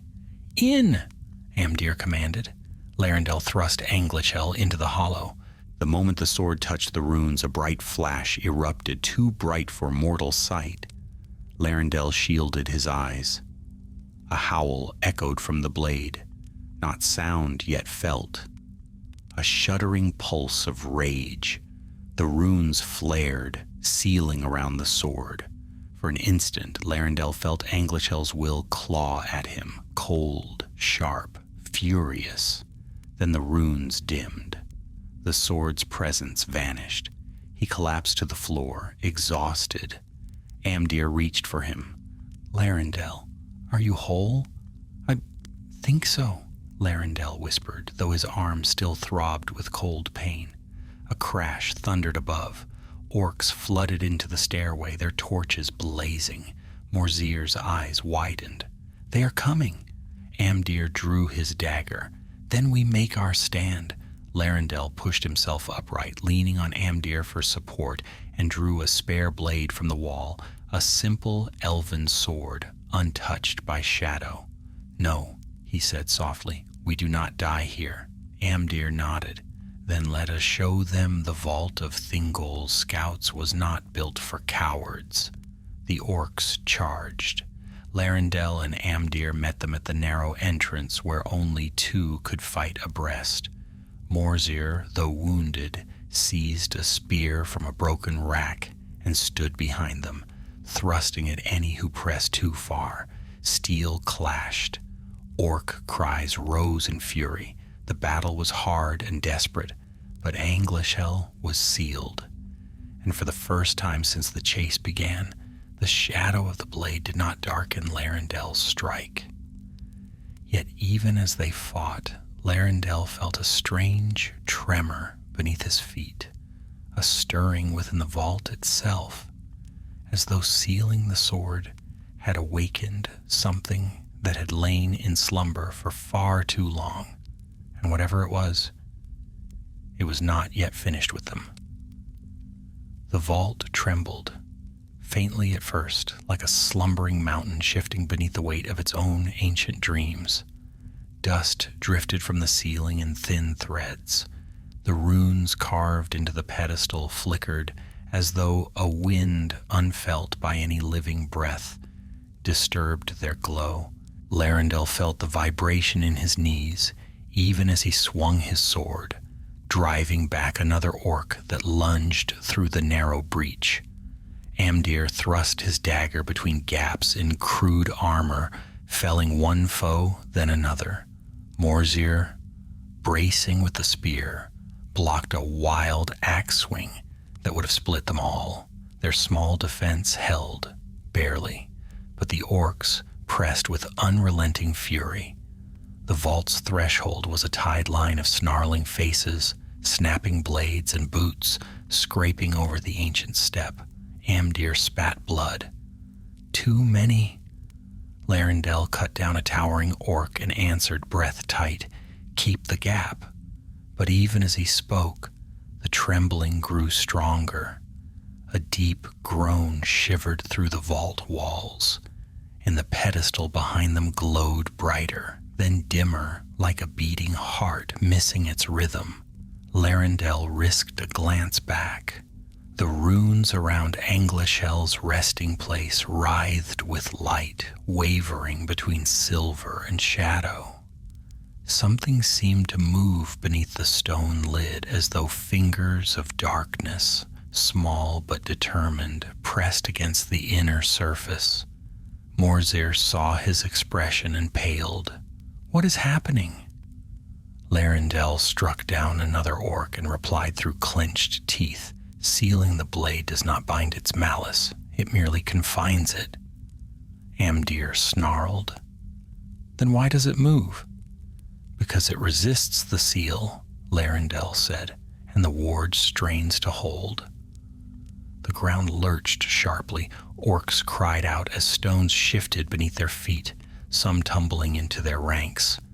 A stalactite broke free from the ceiling and crashed beside them, shattering into jagged fragments. Amdir struck another orc and grunted, "If this vault falls, it will bury us, and the sword with it." Morzir growled, "Better that than let them take it." But Larendel felt something deeper beneath the rumbling, something old, older even than the vault. The mountain's bones stirred unwillingly, as if remembering some ancient grief etched into their depths. "We cannot remain," Larendel said. "The vault was built to resist corruption, but not for eternity. If it collapses, Anglachel may be freed." Amdir swiftly blocked another blade. "Then how do we escape?" Larendel's gaze darted across the chamber. There was only one entrance, the narrow stair filled with orcs. Unless... He spotted a fissure in the far wall, a thin, dark seam of stone, no wider than a man's shoulders, but running deep into the mountain's side. It must have formed long after the vault's creation. "There!" he cried. "The wall! A path behind the stone!" Amdir looked. "Even if we reach it, we cannot outrun them in that tunnel." "We do not outrun them," Larendel said. "We bar it behind us." Morzir blinked. "With what?" Larendel raised his sword. "With the vault itself." Understanding dawned in Amdir's eyes.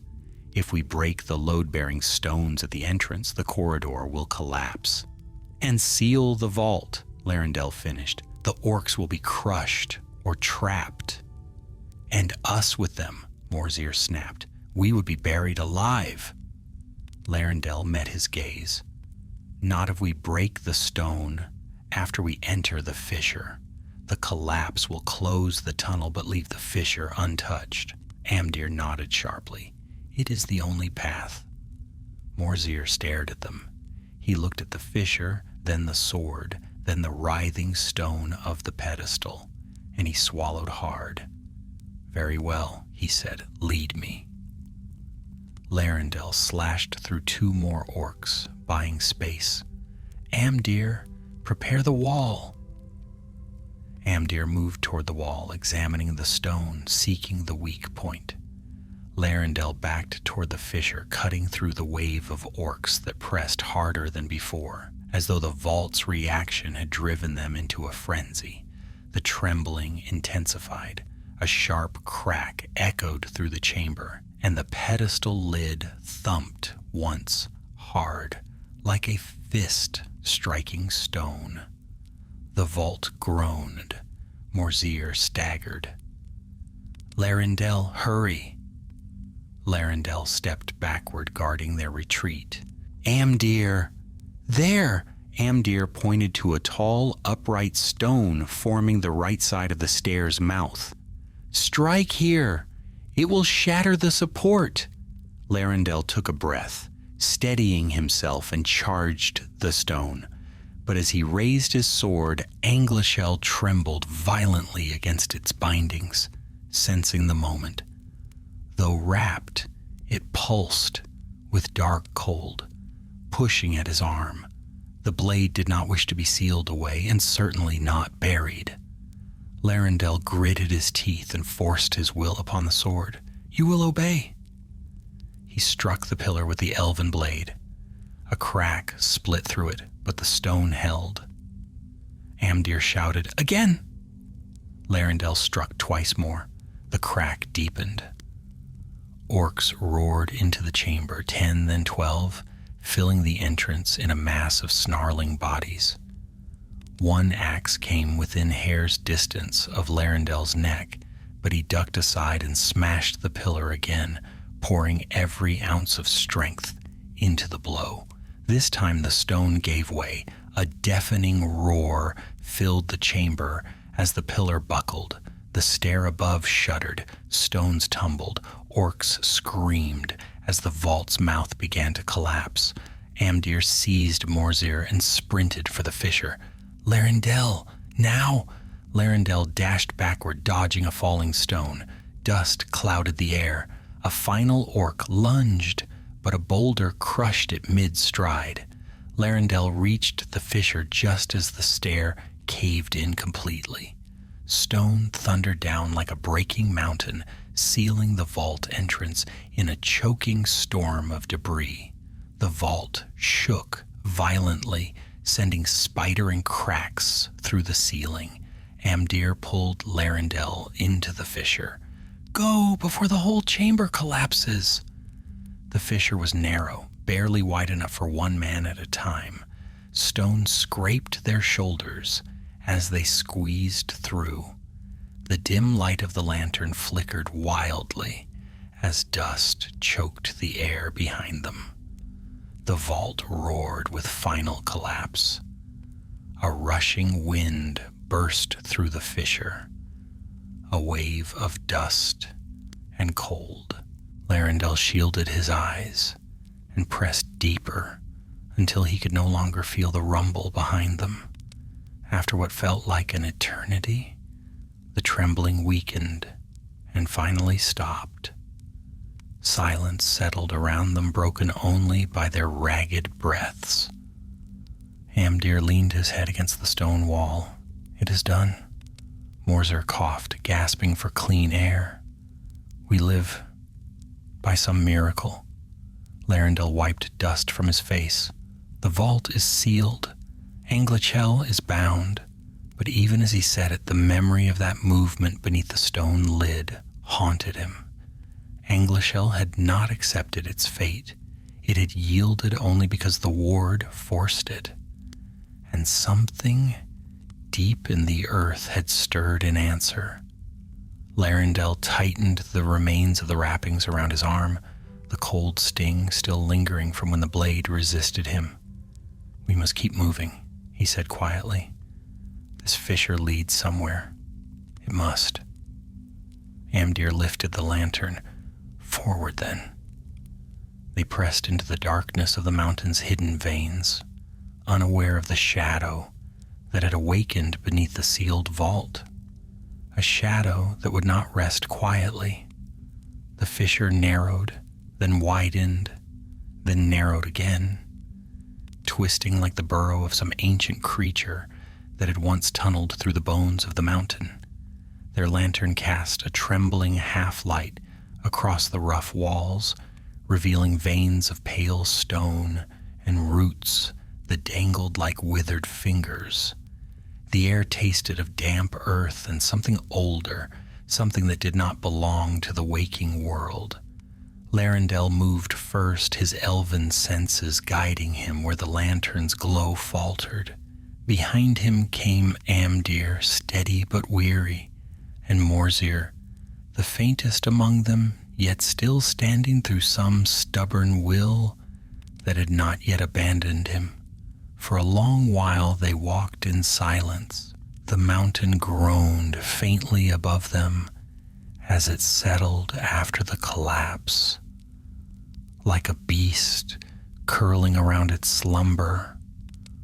Only when they reached a wider hollow did they finally pause to breathe. The chamber was tall enough to stand straight within, its ceiling domed and shimmering faintly where mineral crusts caught the lantern glow. A small spring trickled from the wall, its waters pooling into a shallow basin at the chamber's center. Amdir knelt by it at once. "Fresh," he whispered, "drink." Morzir collapsed beside him, cupping handfuls of water with trembling fingers. Larendel drank more cautiously, for the taste carried a hint of metallic chill, as though it had flowed past hidden roots of iron beneath the earth. But the vault's dust still clung to his throat, and he swallowed. After a long moment, Amdir turned to Larendel. "Tell me plainly, is the sword truly bound?" Larendel hesitated. The memory of Anglachel thrashing beneath the stone lid pulsed in his mind. "It is confined," he said carefully, "but whether it rests, I cannot say." Morzir gave a bitter laugh. "You sealed it in a box made by hands older than your own people. If that does not hold it, nothing will." Larendel looked into the spring, his reflection wavering. "You saw how it resisted. The blade is not merely forged iron. It holds a will, or a remnant of one." Amdir's jaw tightened. "Then we pray the mountains wait. We'll keep that remnant buried." Larendel did not answer, for in truth he felt a faint vibration through the floor, so subtle he wondered if it was only memory of the collapse. But the tremor seemed almost rhythmic, like a distant heartbeat. He forced himself to stand. "We must press onward. These passages will lead us out eventually. The mountain's roots stretch far, but every hollow must open somewhere." Amdir nodded. "Then let us move before our strength fades." Morzir leaned against the wall but managed to rise. His breath rattled, yet there was a stubborn fire in his eyes. If the orcs died in the collapse, we may reach the open lands before nightfall. Larendel frowned. If they died. Amdir extinguished the lantern briefly, letting his eyes adjust to the faint, natural glow of minerals along the ceiling. We should travel without light when possible. If any orcs survived, they will follow flame. They continued, moving slowly along the winding passage. Often they had to duck beneath hanging roots, and more than once the ceiling dipped so low they crawled on hands and knees. Yet always the tunnel continued, bending toward places unseen. It was after one such bend that Larendel heard a faint noise behind them, a scrape, a shifting stone. He froze. Amdir turned sharply. "What is it?" Larendel listened. The silence seemed to thicken around him. Nothing now, but he had heard it. Morzir's eyes darted nervously. "The orcs? Perhaps," Amdir murmured, "or perhaps the mountain still settles." But Larendel did not believe that. He felt watched, not by orcs. He knew their hateful presence well enough, but by something quieter, colder, something that moved without footsteps. He masked his unease. "We move," and they did. The tunnel eventually sloped downward before rising again, widening into a long, straight corridor carved not by nature but by ancient craft. The walls showed smooth surfaces, too even to be accidental. Faded engravings marked the stone, geometric runes and elegant curves formed by hands of forgotten stonemasons. Amdir's breath caught. This was no mere refuge. These halls belonged to a greater work. Larendel nodded, running his hand across the carvings. Yes. Few know of such places. They were carved in the elder days, long before the Sindar settled these forests. Morzir frowned. By whom? Larendel shook his head. Perhaps by the Noldor in their wandering, or by the dwarves before they retreated east, or by others whose names were lost. Amdir raised the lantern again. Then let us hope their craftsmanship will lead us out. They followed the crafted hall until the stone shifted again to rougher, natural tunnels. A distant breath of wind reached them, a sigh flowing through the rock. Larendel lifted a hand. Air. The surface lies ahead. Hope quickened their steps. Soon a faint, cool draft met their faces. The tunnel widened, sloping upward. Plants grew between the stones, thin white moss and tiny ferns, clinging to shafts of pale daylight streaming through cracks. Then, at last they emerged. The tunnel opened onto a high ledge overlooking a narrow valley carved between jagged cliffs. Morning light filled the sky, soft and diffused through lingering mists. Pines rose below them, and a river wound through the gorge like a silver thread. Amdir exhaled deeply. We are free of the mountain. Morzir dropped to one knee, overwhelmed. I thought never to see the sky again. Larendel stepped forward, breathing the wild air, letting it wash the vault's darkness from his lungs. But even here, beneath the open sky, he felt the echo of Anglachel's fury still humming faintly beneath the earth. The mountain behind them loomed tall and silent, too silent. Amdir leaned close. Larendel, do you feel that? Yes. The mountain was still, but not at peace. Something beneath stirred, faint yet unmistakable. Amdir scanned the valley. We must leave quickly, down the slope, away from this place. Larendel nodded, and towards safer lands. But as they descended the first path of craggy stone, Morzir staggered to a stop. His eyes widened in terror. Larendel, Amdir, look!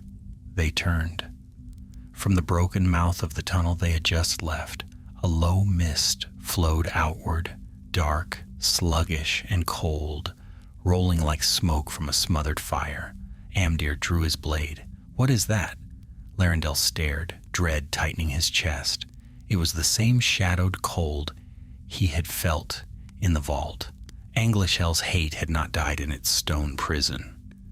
It was leaking, crawling, reaching. Morzir backed away.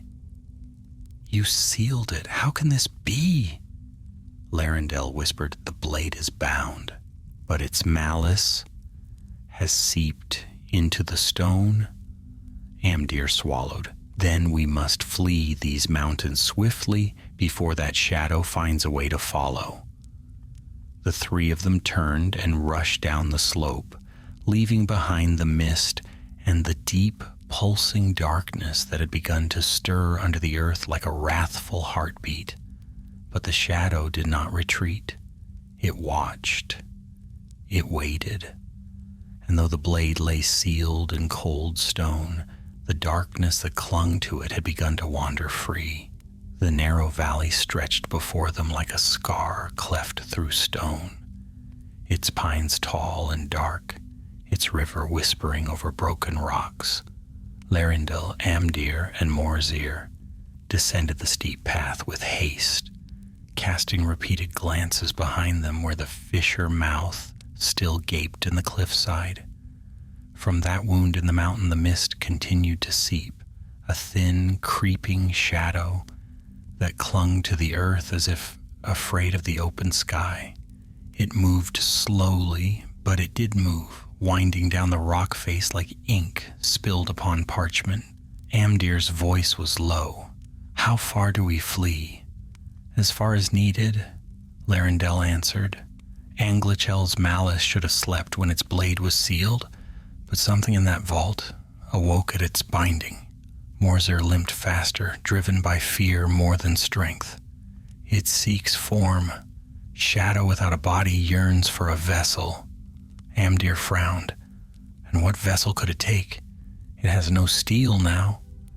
Larendel did not speak for a moment. The wind carried the mist's faint chill down the ridge, brushing his skin like cold breath. Shadow can cling to many things: stone, memory, fear. It will seek to coil itself around whatever it finds. "Even living flesh?" Amdir asked. Larendel's silence was answer enough. The path leveled near the valley floor. Pines closed around them, their branches whispering overhead. The river ran swiftly beside the trail, the sound masking their hurried footsteps.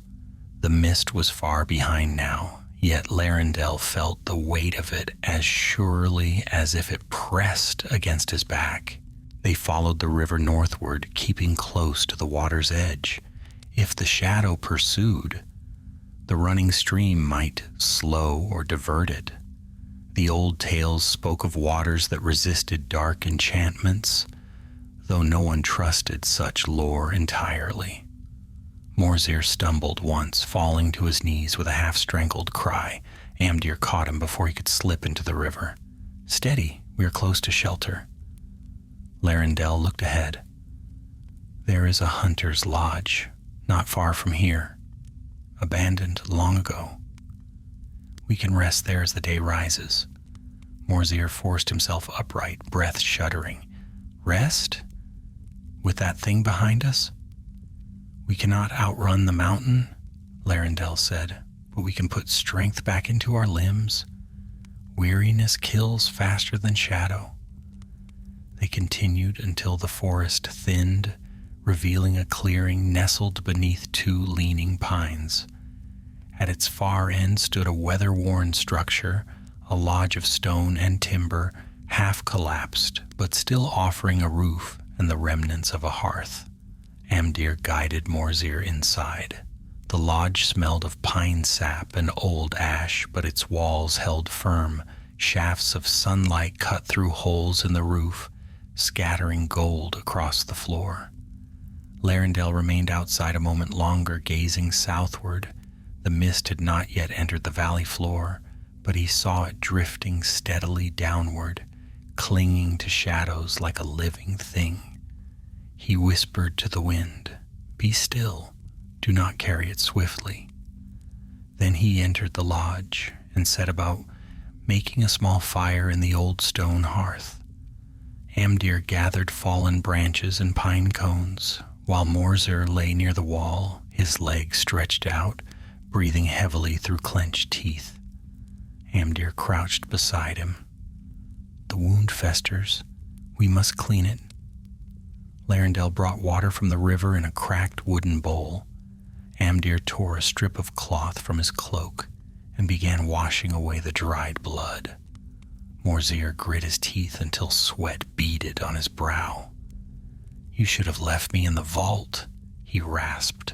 "We do not abandon allies," Amdir replied firmly. Morzir gave a hollow laugh. "Allies? I brought doom upon us."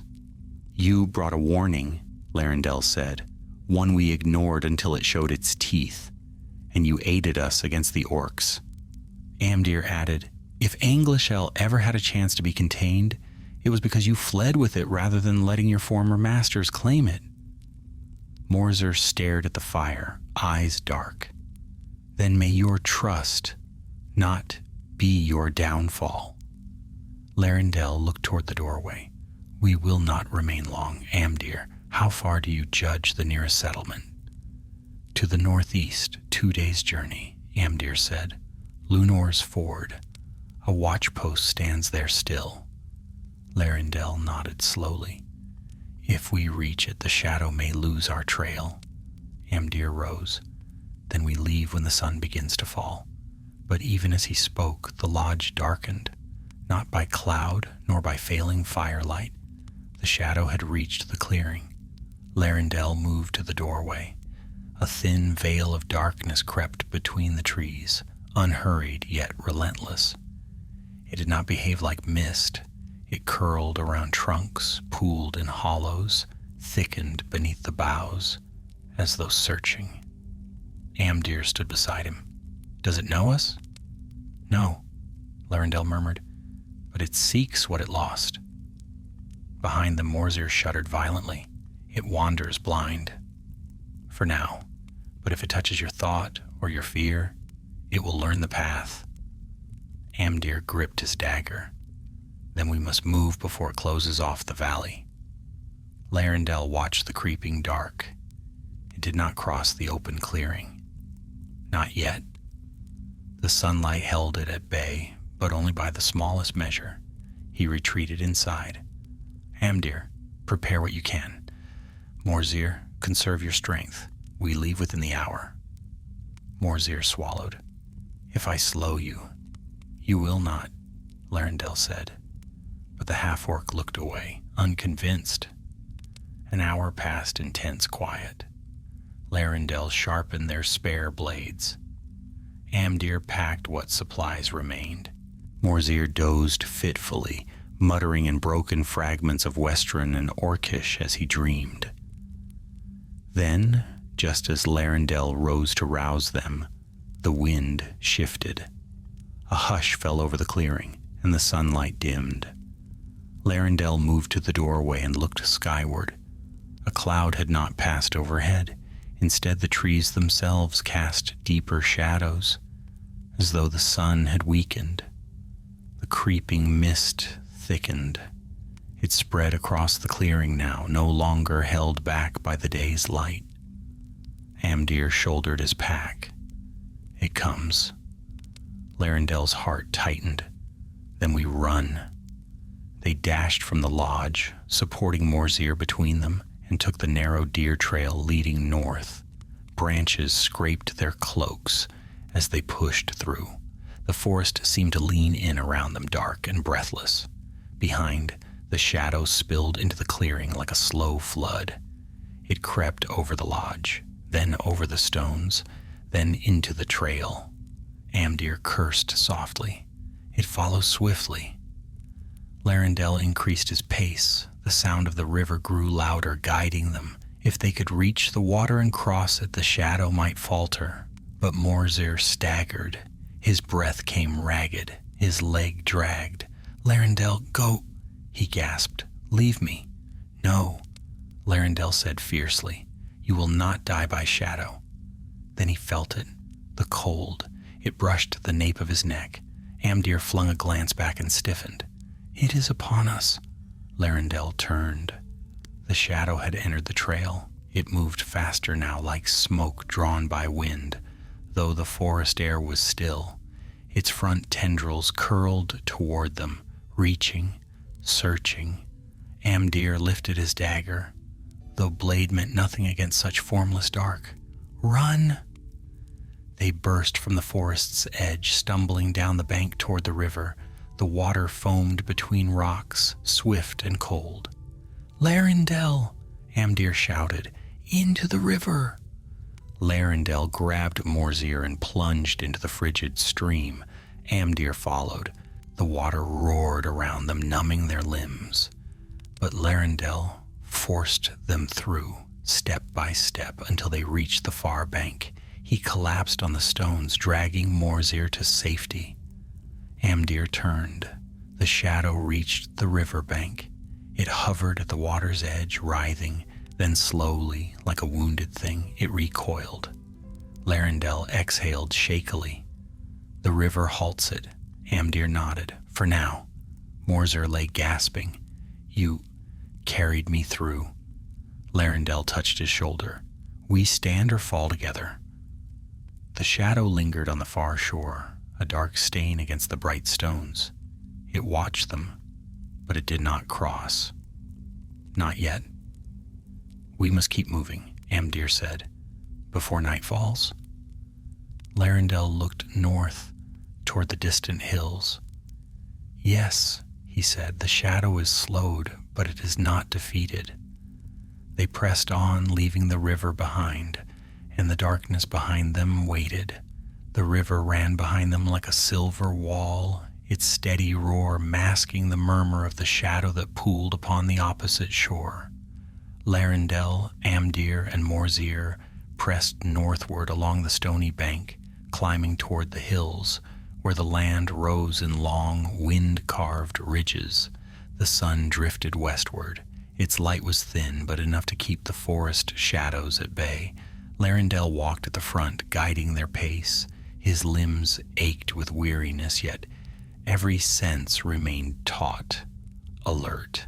Behind him, Amdir supported Morzir, whose wounded leg trembled with every step, though he refused to ask for rest. The half-orc's face was pale, but his eyes, strangely, were clearer than before, sharpened by some grim resolve. As they climbed the slope toward a wide meadow, Amdir spoke in a low voice. "The shadow did not cross the water. That buys us an hour, perhaps 2.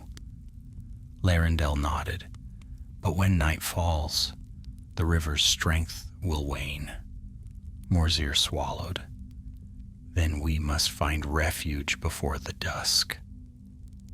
They crested the ridge. Before them lay a broad highland, rolling hills, cold grass bending beneath the wind, and far in the distance a cluster of ancient standing stones. Weathered and gray, they rose like a ring of silent watchers gazing eternally toward the mountains. Amdir pointed. "There, the stone circle of Harthar.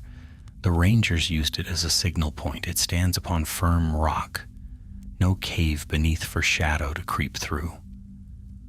We may rest behind its stones." Larendel led the way, though unease tightened his chest. He felt no danger in the stones themselves. Yet the land here felt expectant, as though something watched them from afar, not with malice, but with long memory. They reached the circle by late afternoon. The stones towered 3 times the height of an elf, rough-hewn yet arranged with deliberate craft. Their shadows stretched long across the grass. Within the ring lay a flat patch of earth, bare save for a scattering of white flowers that grew nowhere else on the hill. Amdir lowered Morzir onto a smooth stone at the edge of the ring. Larendel scanned the horizon. The shadow across the riverbank was no longer visible in the daylight, yet he knew it had not vanished. It lingered, waiting for darkness. Amdir set down their packs. We make a small fire. No smoke from greenwood. He gathered dry brambles and broken twigs, enough for a short blaze. Larendel knelt and examined Morzir's wound. The river water washed away the worst of the filth, he said, but you must rest. The root medicines packed by Amdir will dull the pain. Morzir looked up at him with an expression neither grateful nor bitter, just tired. I lived by the blade, he whispered. I never thought to see another risk, so much for me. You fled the evil that raised you, Larendel replied. That alone tells me your path need not be the one they forced upon you. Morzir lowered his gaze. Perhaps, yet I fear the shadow does not loosen easily from those it touches. Amdir returned with firewood. No shadow touches you now, and none shall while we stand. The fire sputtered to life, small, flickering, but warm. They huddled near it, sharing dried fruit and what little bread remained. Larendel watched the sun sink toward the mountains. Each passing moment dulled the sky's gold into gray. Amdir followed his gaze. It will come soon. Yes, Larendel murmured. The river delayed it, not banished it. Morzir shivered. If it finds us here. Larendel shook his head. The stones may turn it aside. Old places hold secrets. Amdir frowned. You speak as though the stones themselves stand guard. Larendel looked around the circle. Perhaps they do. This place is older than we know. The last light faded. Twilight bled across the horizon. Wind swept the hill, bending the grass with a soft, rippling sigh. Larendel stood at the northern edge of the circle, hand upon the hilt of the plain elven sword he carried. Amdir took the western side. Morzir remained seated at the fire's edge, clutching a spear for support. Shadows pooled between the stones. Amdir tensed. Larendel turned. Beyond the circle, down the slope, darkness thickened.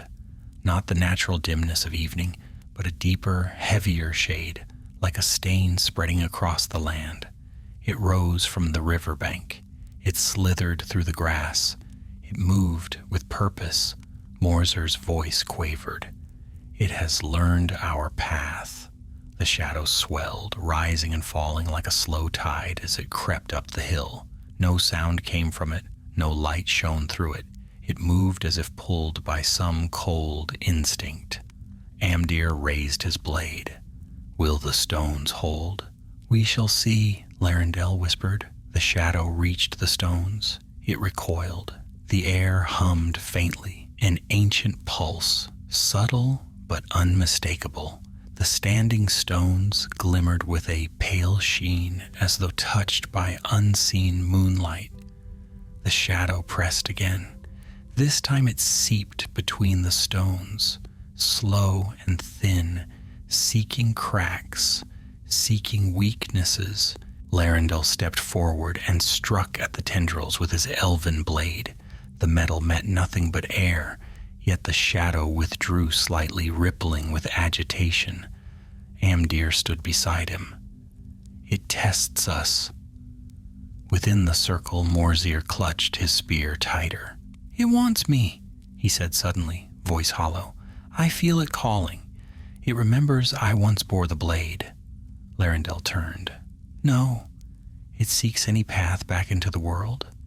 It remembers not you, but hunger. The shadow rose higher. It curled over the stones. For a moment, Larendel feared it would spill into the circle entirely. Then the wind shifted. A gust swept across the hill, carrying the first silver traces of moonlight. The sky cleared, revealing a pale half-moon climbing over the distant peaks. The shadow quivered. Moonlight touched the standing stones, and they answered. A faint glow, white as frost, spread from stone to stone, linking them in a silent ring.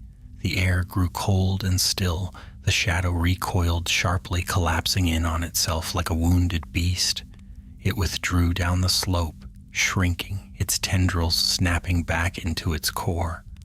Amdir exhaled a long breath. "The moon weakens it."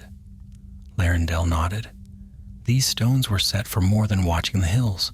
They hold an old ward, one that the shadow cannot endure fully."